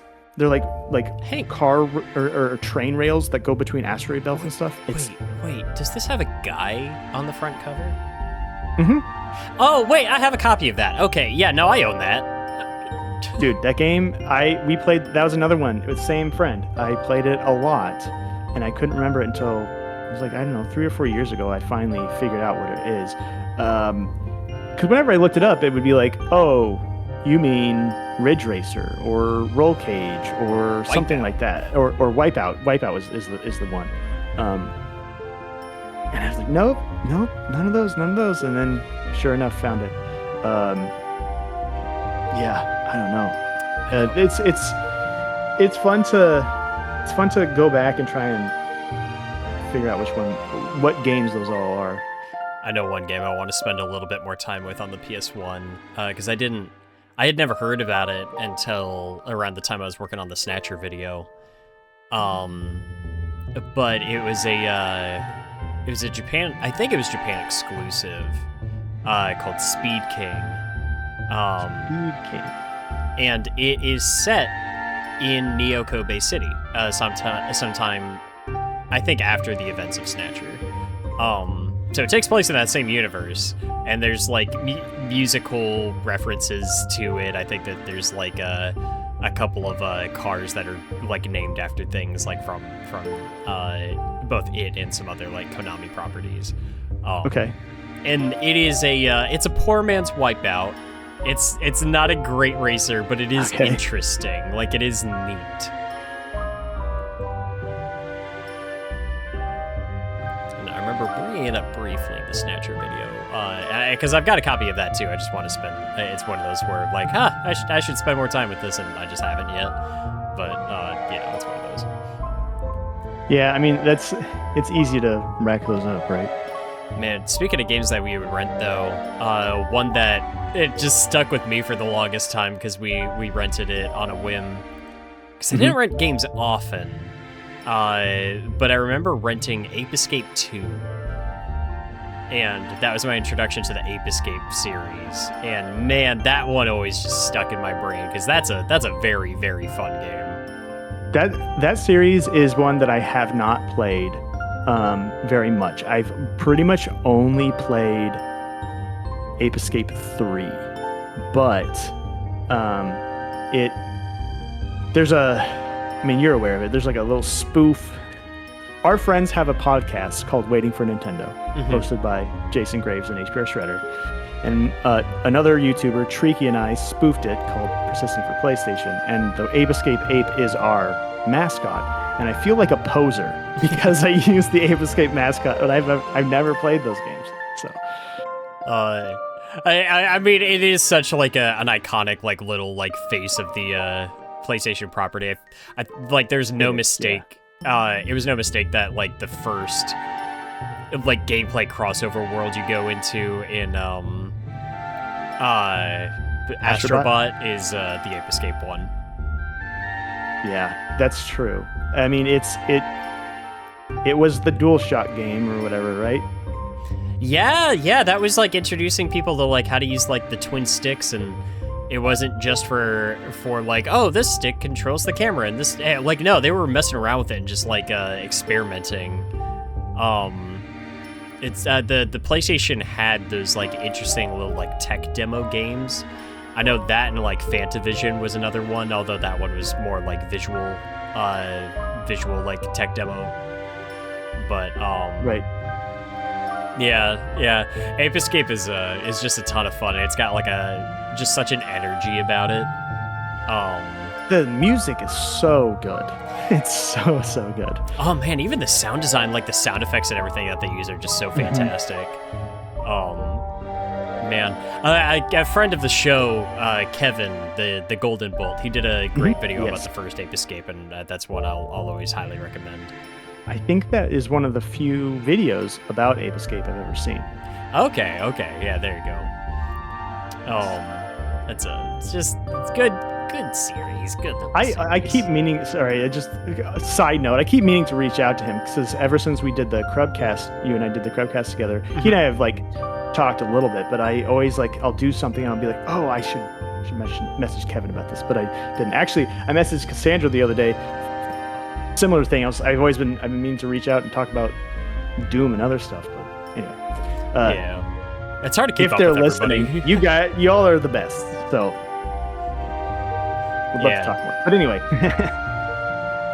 Yeah, we've been blessed with like so many cool people to like know and everything, but it's just so hard to keep in touch with everybody. Yeah, it is. I mean, and it's tough too because you get looped in with one group chat for a while, and then you'll neglect another and bounce around. But the nice thing about being in a social environment where primarily how we're communicating is through voice chats or group chats or podcasts or whatever, is that it's really easy to just pick right up and just say, hey, how you doing? So. Especially since we all get it, and we're just like, yeah, it's not this person just like neglecting me or anything. It's like 100%. Yeah. It's like they know how it is, so it's fine. Yeah. Well, I guess were there any other like just big standouts that you really wanted to bring up? Big childhood games that had a huge impact on you? Well, I think, yeah, there are a couple that, I mean, I didn't really touch on a few. I think that there are like some eras in my life. I know I brought up like Doom and Marathon and such, but those were other games. Those were games like we can lump those in with stuff I played at my friend's house. And at the time being like, I should not be seeing these games. But when I got a little older and transitioned, there's a short period of time where like I primarily played a lot of PC games. So like, Diablo 2, Doom 3, Warcraft 3, Unreal Tournament 2004, excuse me. Morrowind though was like the big one of like playing it, and it totally, that was a brain rewiring moment of being like, games can be this big and this, open-ended, and having no idea like how exactly to approach it because it was such a large scoped thing. And that, the feelings that game gave me, for a long time I never felt like I would ever feel those again, but Breath of the Wild actually got very close. But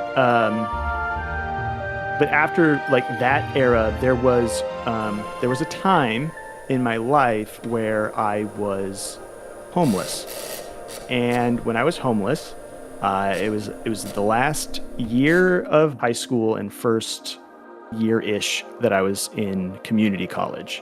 And I had a PSP with me.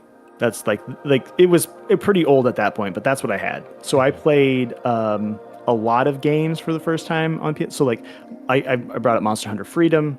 Armored Core was the first time I played it on there. I'm kind of just going quickly because I know I don't want to like spend a bunch of time just like gushing about all this stuff. But yeah, like that the PSP as a thing was very important to me and the games that I played on there.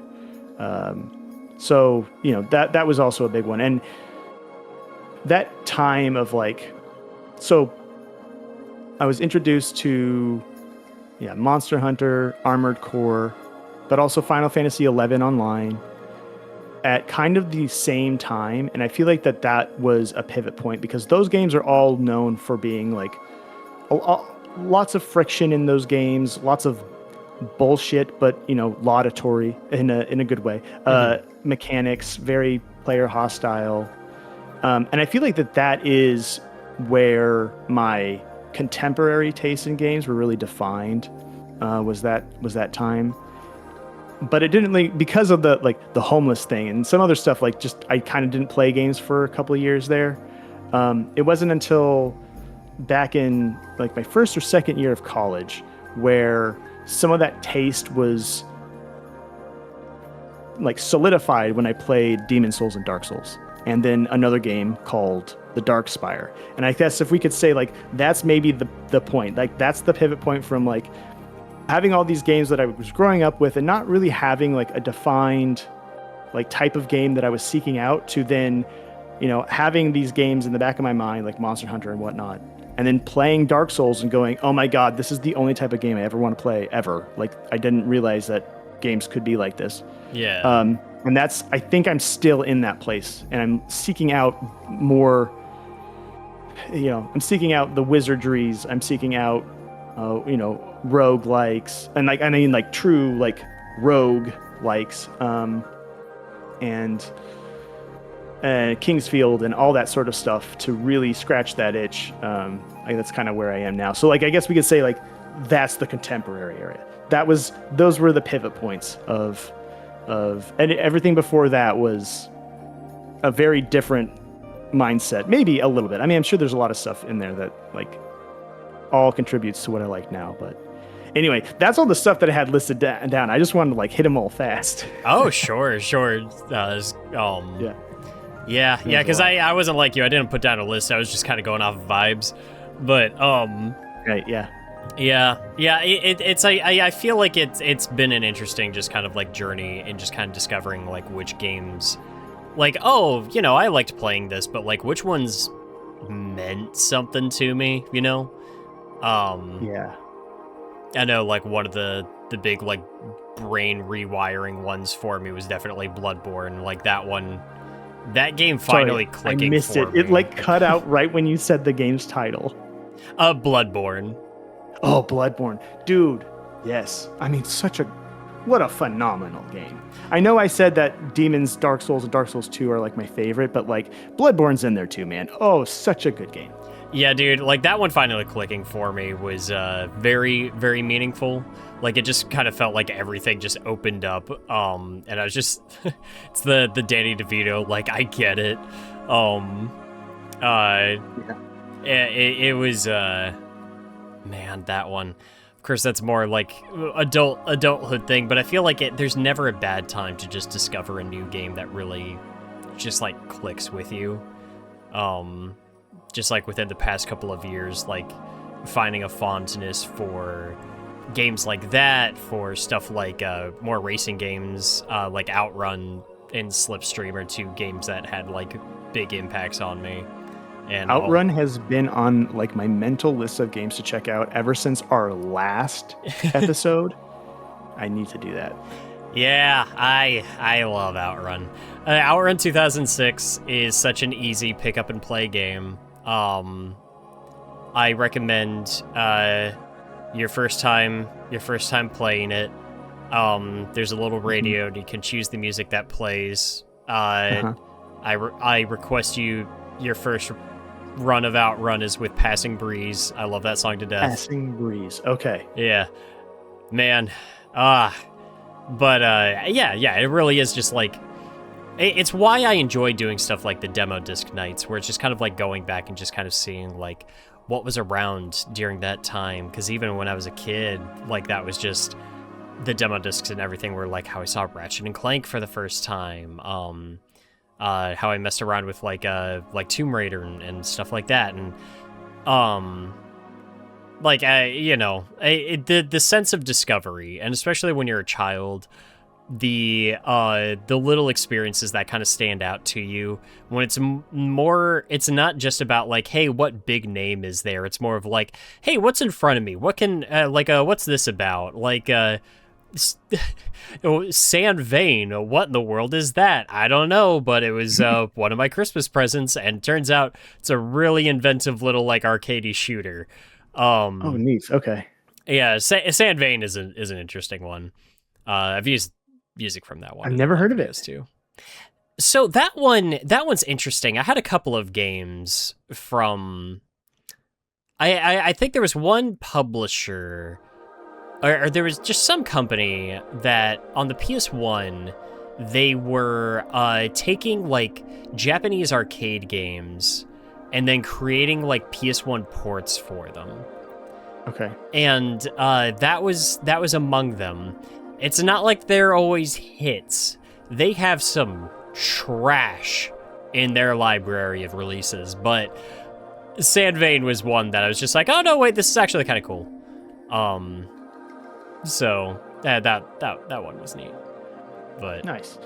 Actually, it's funny because my younger sister, got me a box of PS1 import PS1 games, kind of like what you're saying. You got a gift, and I was looking at them like a lot of those I never heard of until I got them too. So there's like a cool looking what is it? Well, a lot of them I had heard of. Like there's Valkyrie Profile, Wild Arms, the first Persona.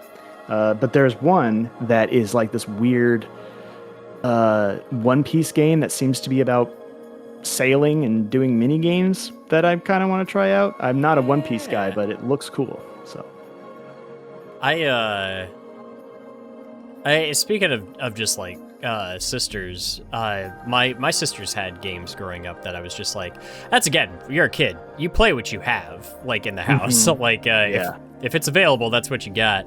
So when you just wanted to like expand out, sometimes like just games that my sisters had would end up just something I would mess around with, or it was like fun because we would mess around with them together.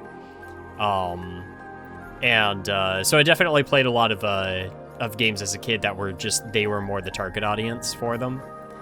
Okay. Either that or my parents innocently thought, oh, this would be a good game for Cora. This one looks like it might be more of a girl game. It's got a dolphin on it. That. And so and thus I was scarred by Echo the Dolphin. But other stuff was just like the Bratz games on the GameCube. I remember were ones that my little sister Darellen and I played. Okay. Yeah. They're not good. They're garbage. That reminds me of a Barbie game that my sister had that had like, it was on the PC and it had this USB. It was like, I think she was a genie in that game, Barbie was, and there was like a USB genie bottle. Yeah, I remember that existed. Yeah, I had not thought about it until you brought up the Bratz game. So. Well, see, my older sister Cora had the Game Boy Color port of that Barbie genie game. It's actually not bad. That game was actually kind of okay. It's not great or anything, but that one, like I remember that one being decent. Oh man, PC stuff though. We're talking like Windows 98 stuff. Lego Island was an obsession for me as a kid. Oh, I loved that game, dude. The Brickster's gonna escape. He's getting that spicy pizza and using his hot pizza breath to break out of jail. Man, yes. Man, what a great game. It breaks my heart that one's not like, how has that not gotten a Steam port or something? I think I saw something about there being like rights issues or something. Yeah, and I think there was an attempt at like a fan remaster. Okay. But I don't know. I remember within the last year, well, it had to be within the last year. The podcast hasn't been around that long. Bring It Waiting for Nintendo again. There was one time that Jason played it on there. Oh, and it was such a nice little nostalgia trip. Very fun. That was one of those games, too, where it's just like when you're a dumb kid and you don't know what the hell you're doing, you're just kind of like running around. It takes so long to experience everything. And like you just kind of meander in the same areas. And then so when you actually like move on and find something new, you're just like, oh my God. That was one, though, where it's just like, man, the music in that game, there were some tracks that have never left my brain. Yeah. Man. Yeah, no, Lego Island was cool. There was never another game that quite captured what that one was doing. I mean, it's such a weird adventure game, but it's also using all of its Lego Lego. It's using its Lego-isms to do something totally unique with it. Yeah, dude. Oh. Yeah, because I remember, because I didn't have a whole lot of like stuff on the PC. Most of what we had on the computer was just like the standard like edutainment kind of stuff. The clue finders and Freddy Fish and yeah, stuff Freddy like Fish, that. Yeah, that's it's so interesting because like those were a big part of my childhood and like the games I played, but I forget them. I don't really consider them video games. I probably even played them before I even had the N64, stuff like Reader Rabbit and Math Blaster and stuff. But like I just don't think about them until they come up in like these types of conversations. So weird. Yeah, dude. But it was just like that influence was just there. I know there was one. Shoot, I don't remember what it was. It was just one of those edutainment point and clicks, and I don't remember. I don't remember what it was. It was like, shoot. Yeah, you're like, it's like not a castle, maybe a castle or something. There's like some kind of castle, and you're just going to different rooms, and like each one of them has like a different like lesson structure thing to do. Mm-hmm. And then of course there was just random junk to just mess around with, and you're just pointing and clicking at stuff, and it just does random things. I remember there was like one room higher up in the castle that was like, it had like a little bowling alley in it or something. Oh my God, I don't know if I'll ever remember what that thing was called, but yeah, no, I definitely know what you mean, where it's just like, you don't actively go back to like think about them, because it's not like they're great games or anything, but like some part of it is just stuck at the craws of your brain after all these years. Yeah, and I mean, I'm sure there's like a bunch of I'm positive. I know I've seen indie revivals or games that are using that sort of like edutainment adventure game structure to do something else. I mean, Frog Fractions is one, I guess, kind of example of that. To do something very different and weird. Yeah. But like, as much as that would be cool, I also like at a point in my life where like if I don't know if I would seek out that kind of experience either. Nevertheless, they're such a big part of growing up. I do think that, like, because that was the main exposure to, like, the point and click setup that I had when I was a kid, I think it just kind of, like, felt a little jarring to realize later on that it was a massive genre in and of itself. And there were so many games not explicitly targeted at kids, or specifically not targeted at kids, that used the point and click setup. Sam and Max, or like those Indiana Jones games, or Snatcher and Psychonauts.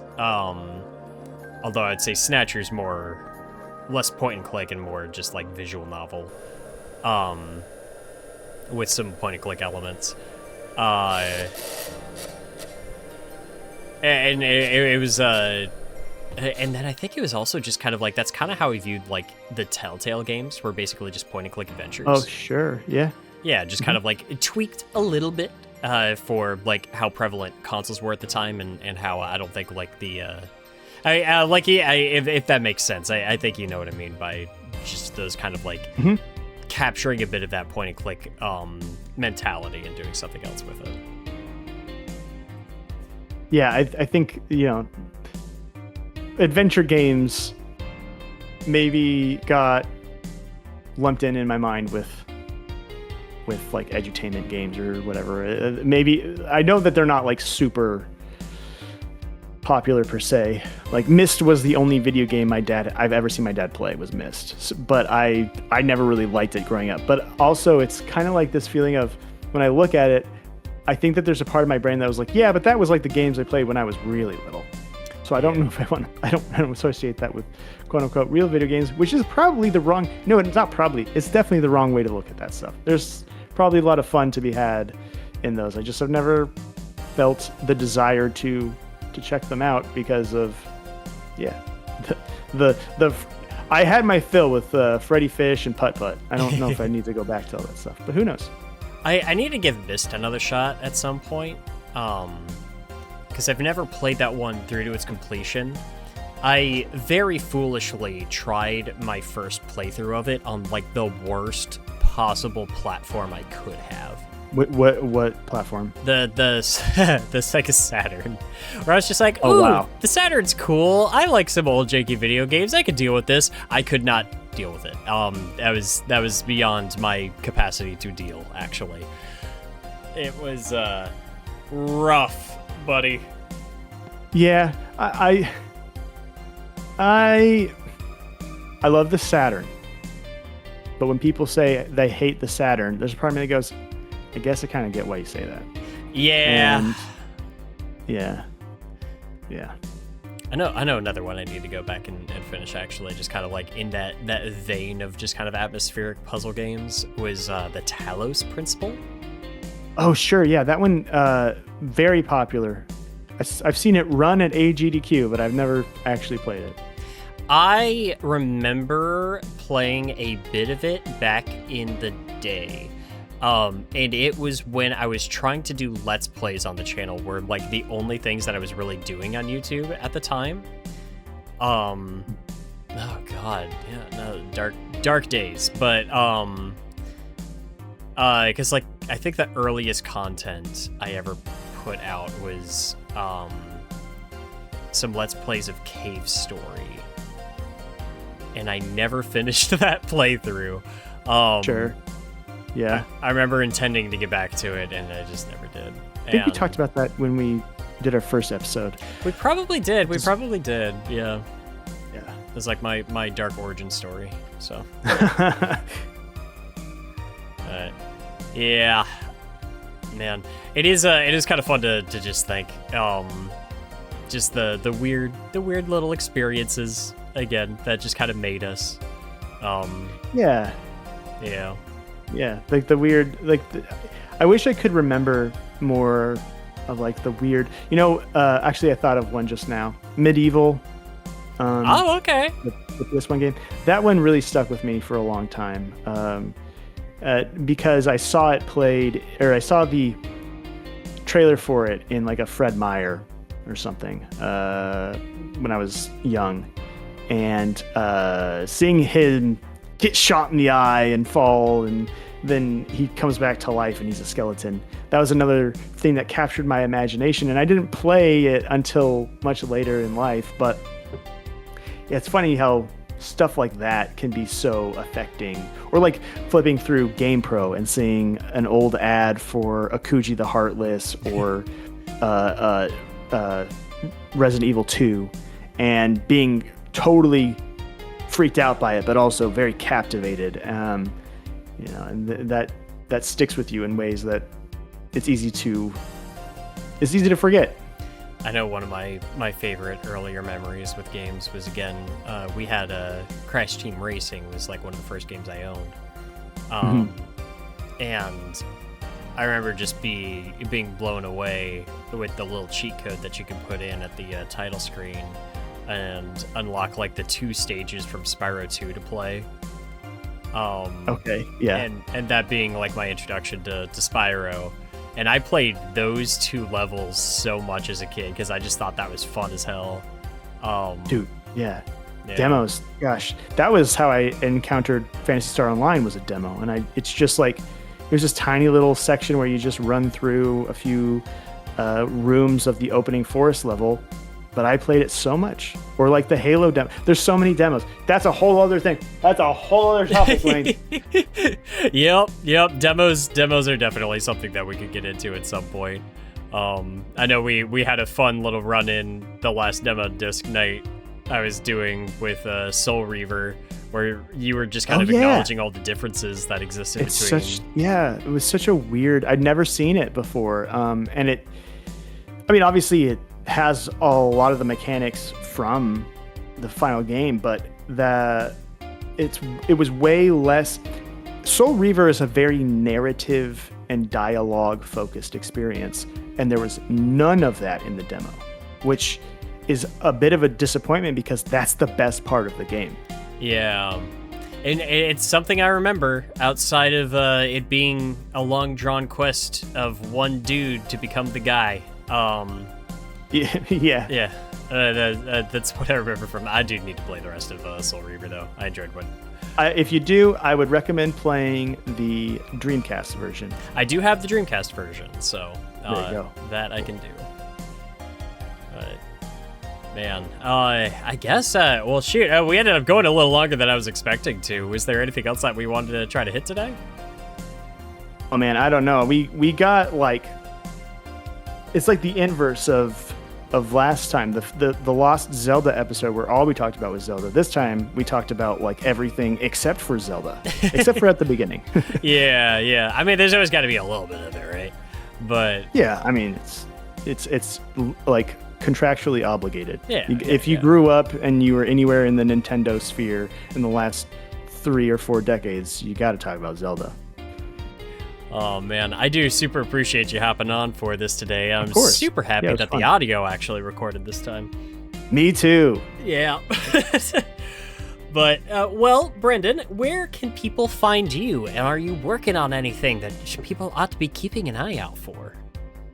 Yes, so I can be found, my YouTube channel, it's called The Crawl. You can just find it at youtube.com/The Crawl, all one word. Or you can find me on Blue Sky. My username is brendanlh.bluesky social, whatever it is, whatever the standard. They do usernames weird on there. But anyway, Brendan LH is the important part. And then sometimes I'm on Waiting for Nintendo and other places, but those are the main ones. And then I am working on stuff. I'm working on several things that I'm very excited about at different levels of completion, both for the channel, some book-related projects. But the next big thing that I'm working on is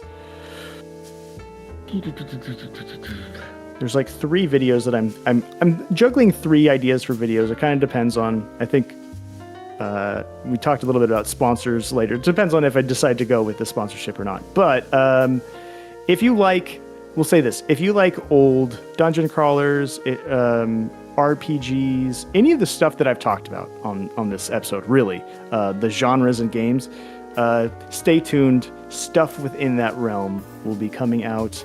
And since I'm unemployed at the moment, hopefully in a faster turnaround, faster pace than normal. Well, all right. And just everybody, for sure, give Brendan some love. Keep an eye out for those projects coming out, and definitely lend some support, especially as times are odd at the moment. Yeah, they are odd. That's true. Yeah. And as for everybody else, thank you so much for stopping by and listening. And we will see you next mission.